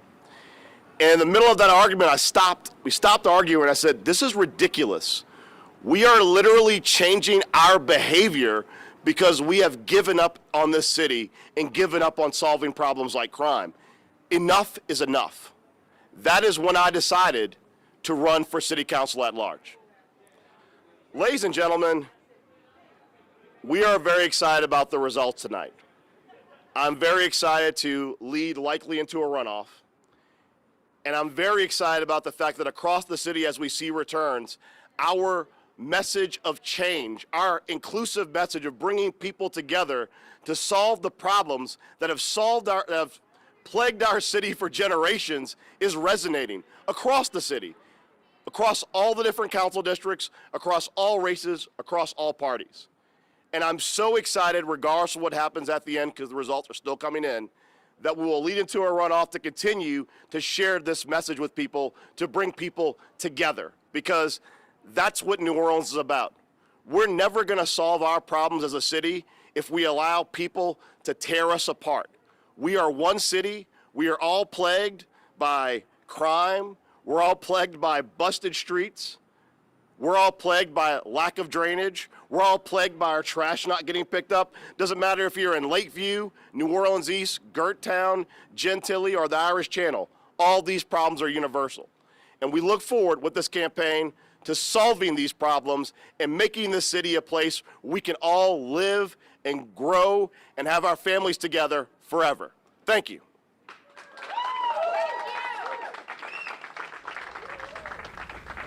All right, JP Morrell, and it's still, are we ready to call this one or no? He's at 50.1% of the vote, and there's 41% of the precincts not yet reporting. So still too early. He's on that cusp.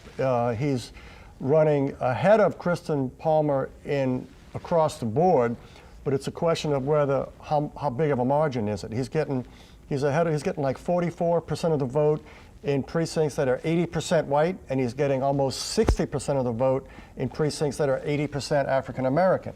So, and most of the precincts that are out, most of the precincts in the city are African American.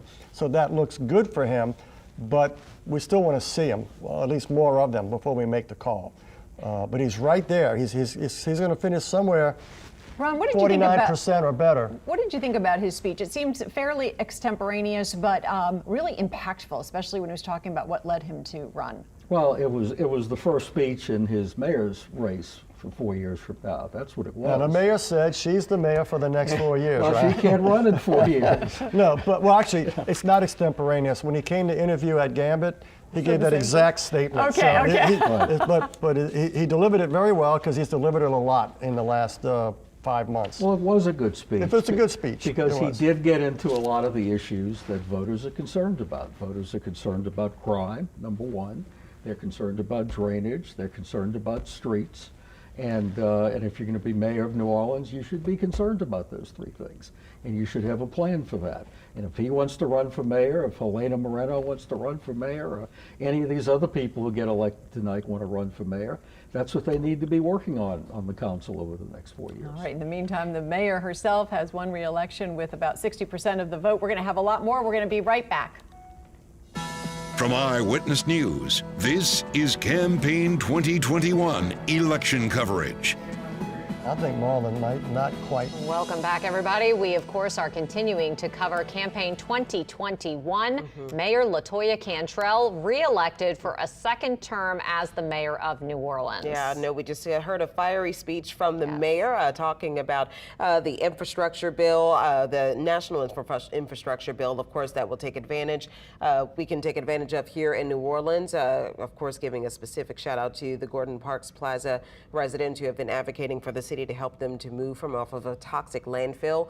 But she won with 60% of the vote. Mayor LaToya Cantrell, not a big surprise here, even though she had about 15 or so challengers. I think this is an interesting race to see how much she will come out with at the end of the night. Our political analysts, of course, have been saying that she is getting reelected by the fewest number of raw votes than any mayor has in decades. Yeah. And so it's going to be interesting to see whether or not she has earned that mandate. You know, in politics, they always say if you get 60% plus of the vote, then that's a mandate that the voters have spoken and that you really have that power and that authority to speak for your population. And I think that's the question tonight for Mayor LaToya Cantrell. All right, we called this one earlier as well. Incumbent Helena Moreno, of course, taking New Orleans City Council at large Division 1.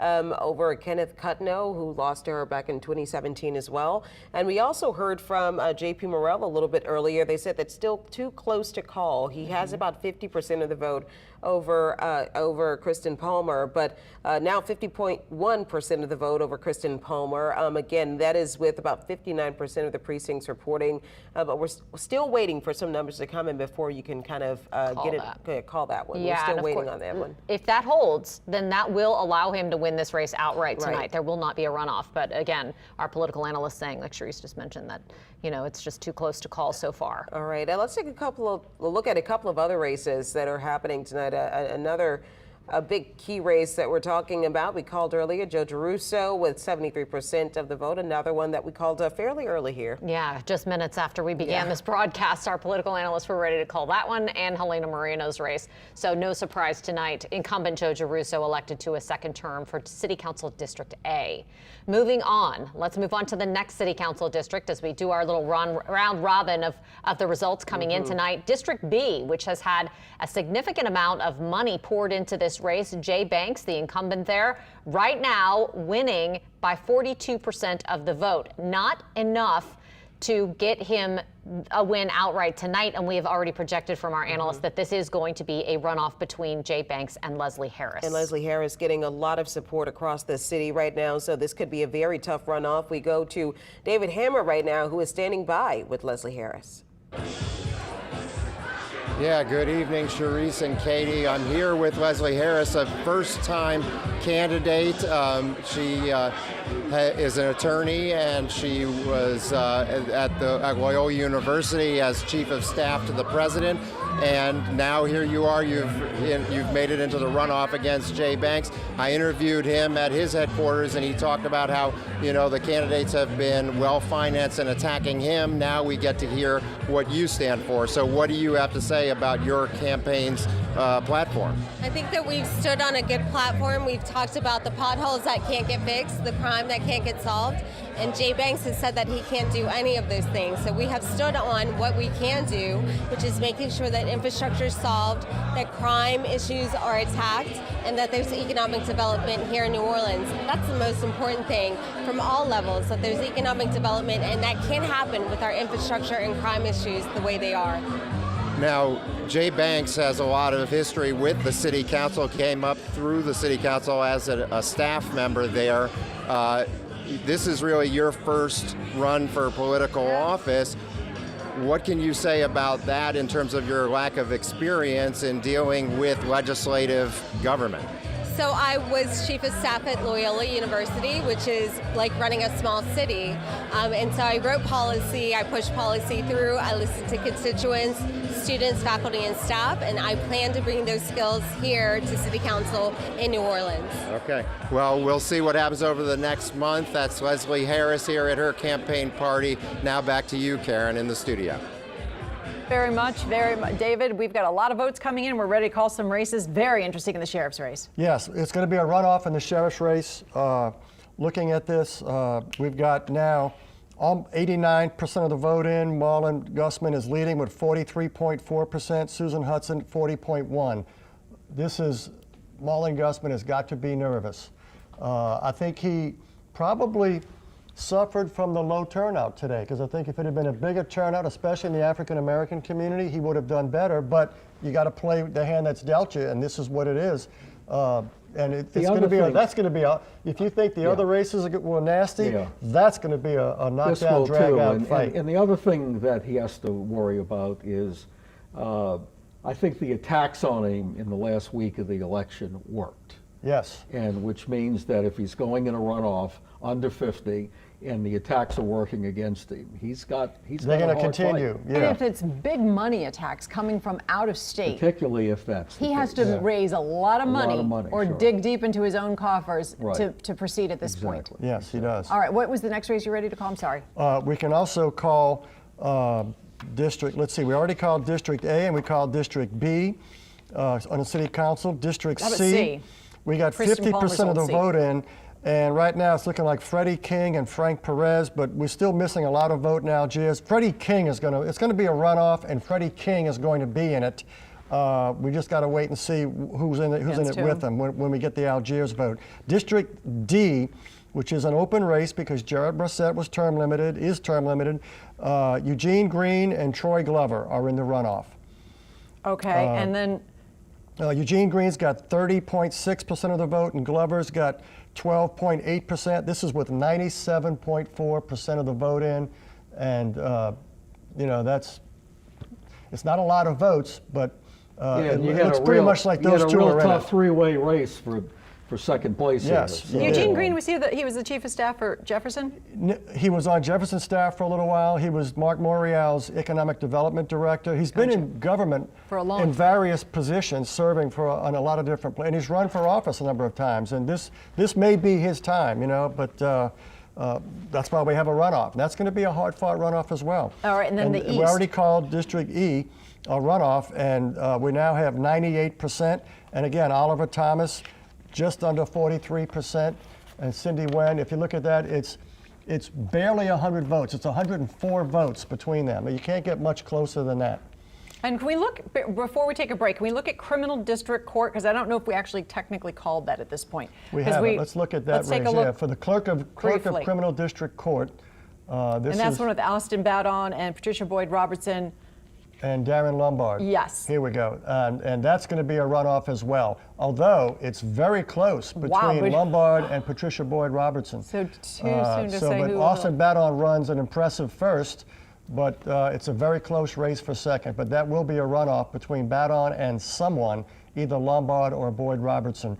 And as we get the other 49 precincts in, plus the early and absentee votes, we don't have any of those in yet. And sometimes we've seen in the past, because the attacks tend to come out in the last 2 weeks, and they don't reflect, they're not reflected in the early votes. Sure. So we've seen in previous races, this time last year, in the race for DA, for example, the early vote went one way narrowly, and the election day vote went the other way. Well, given how few people voted, could that be critical? Yes. Absolutely. Absolutely. Yes. That's not going to change the mayor's race because it was a very heavily, much more African-American vote in early voting.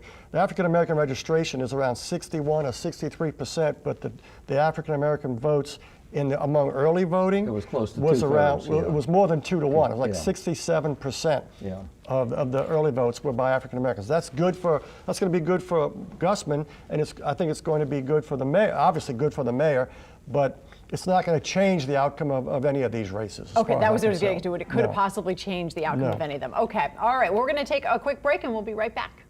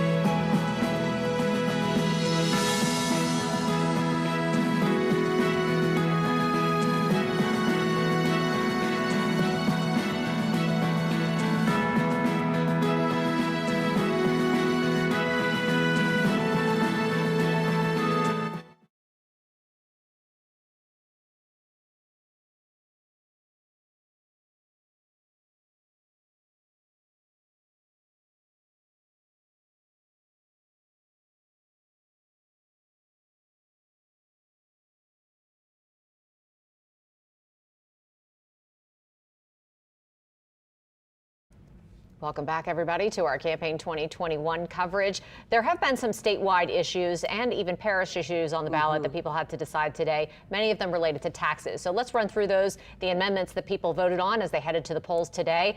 We have called all of these so far, our political analysts have, and this is the first one. This is a sales tax streamlining amendment. This has failed 51 to 49% so far. All right, let's go to amendment number 2. We knew that amendment number 1 was probably not going to make it. They had a lot of people advocating against it. This one is for the federal income tax deduction. That one passed 54% yes, 46% no. And that's the only one of these that passed tonight. Let's move on to amendment 3. That, of course, allows certain levy districts to levy an annual tax for certain purposes, which tended to probably be a bit confusing for voters as they headed to the polls today. But that one also failed, 58% to 42%. This would have had to pass both statewide and in certain parishes, including St. Tammany, in order for this to become effective.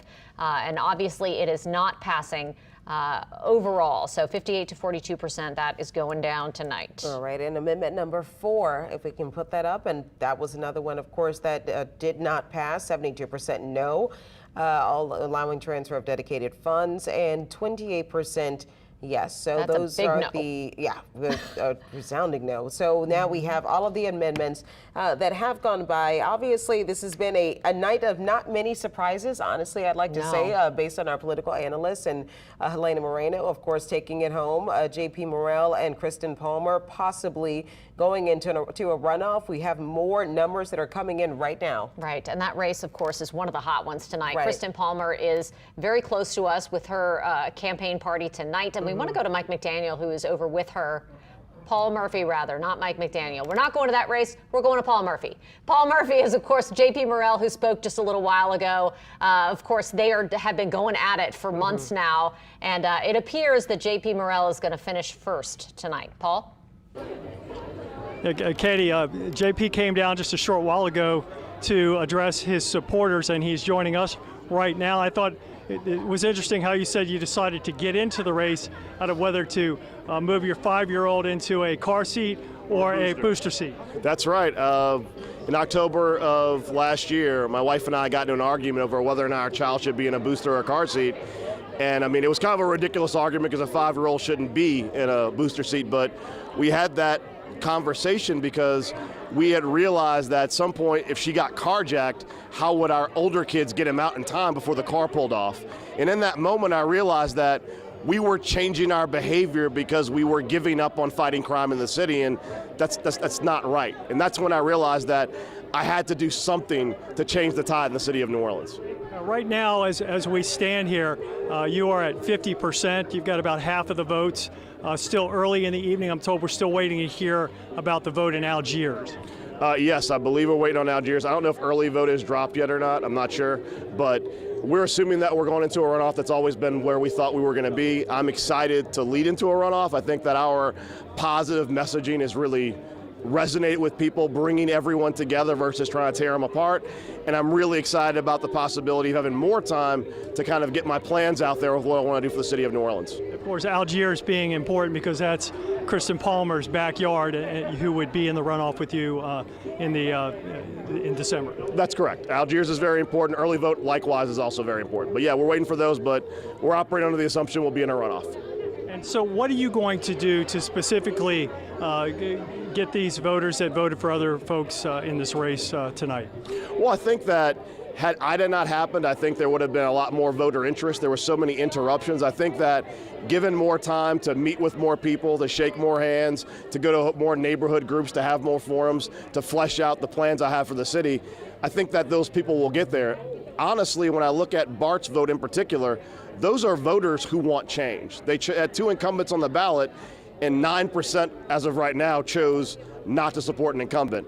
I think those are voters that once they've seen my plans for things like climate change and renewable energy, those are voters that are looking for something different. It's interesting that people have kind of described the Division II at-large race as somewhat of a soap opera, where you had one candidate endorsing the other candidate, etc. And then you have what happened with Jared and the DWI, and so there were a lot of distractions in your race, wouldn't you say? Yeah, I mean, I think there were not a lot of opportunities for the voters as a whole to really get an idea of what we were all thinking about doing for the city. As I said previously, I'm actually the only candidate that has a written plan on my website regarding infrastructure and crime. You can read right now. These are very extensive plans with clear goals and clear benchmarks. And when I talked to people, they said, oh, you have a plan? Like they didn't ever have a chance to see that. So more time means more opportunities to talk to voters, and I'm really excited about the possibility. Thank you very much. Thank so you. This is halftime, in other words. This is halftime. Thank you, JP. Appreciate it. And that's the story here at JP Morrell's watch party here in the Marigny. Paul Murphy, Eyewitness News.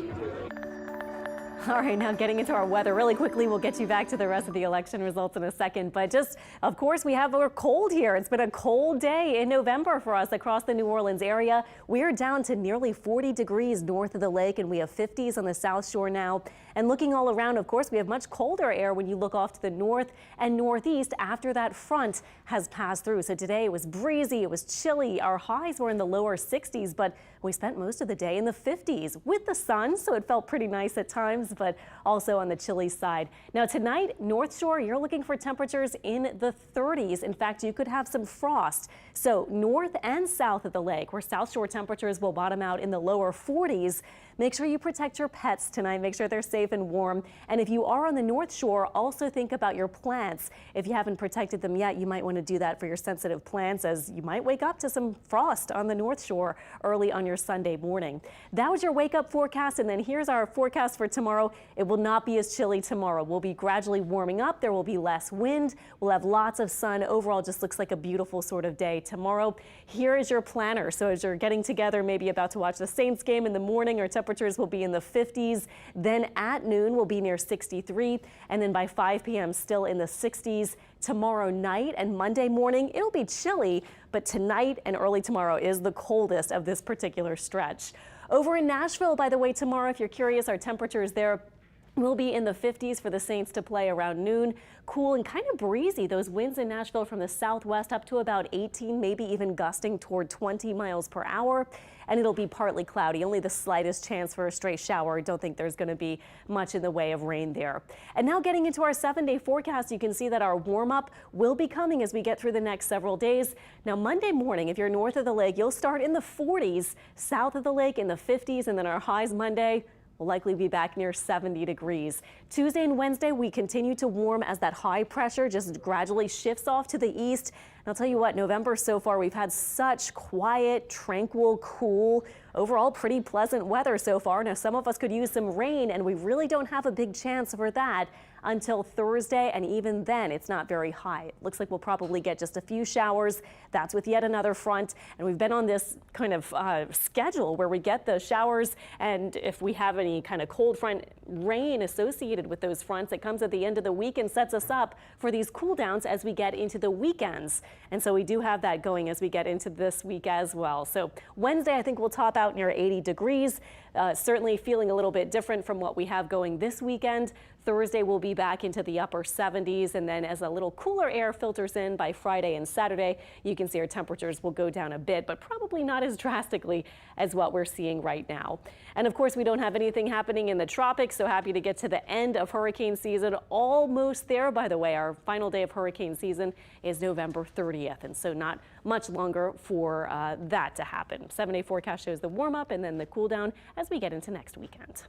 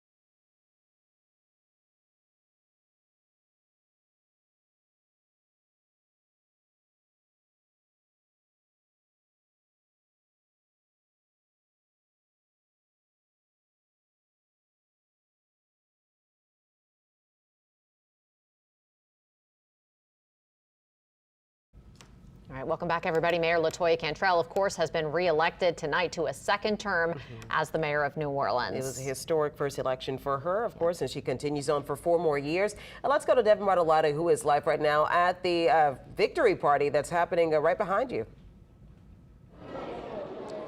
Yeah, we heard the mayor take the stage a little bit more than 30 minutes ago, and she had a lot to say about hope for the future of this city. And the party here is still going. We've been hearing music up just until a few moments ago. I'll let you take a look at the scene here.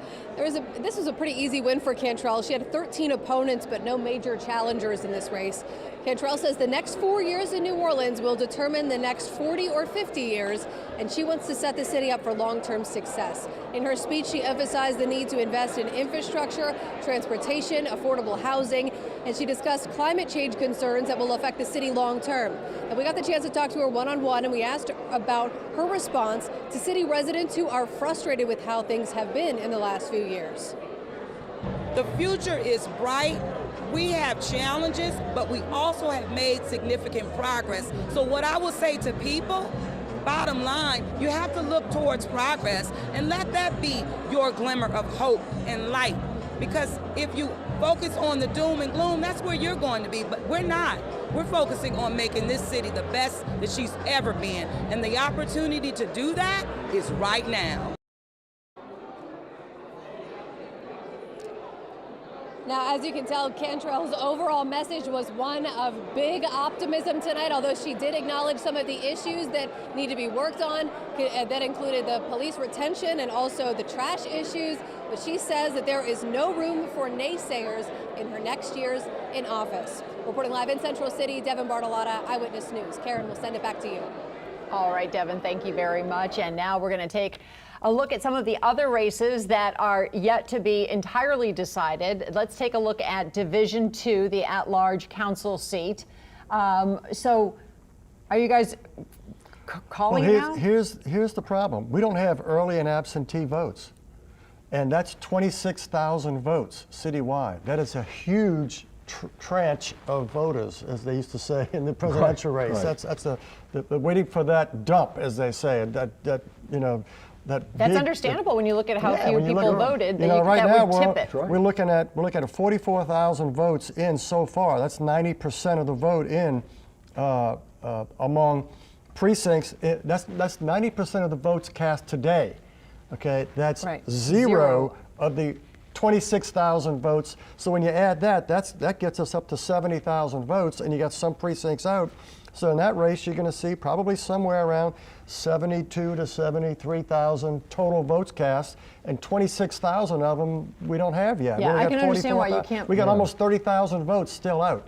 So there's a lot that can happen. All right, so and do we even It looks good for J.P. Morrell, but he's, whether it goes to a runoff where he's at 49%, 49.5%, or he wins with 50 to 52%, I mean, we don't know what's yet. holding him back is Brissett and Everson are getting 18% of the vote. Yeah. Right. And one of them essentially pulled out of the race, and the other one didn't ever campaign.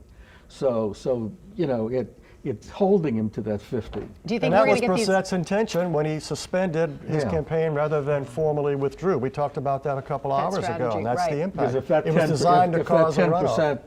10% wasn't counted right now, Morrell would be well over 53% right now. When do we expect to have those numbers in? Tonight? Is that something? It'll that be could in actually, tonight. Okay. Look, it could come in the next minute and a half, or it could take another 15 minutes.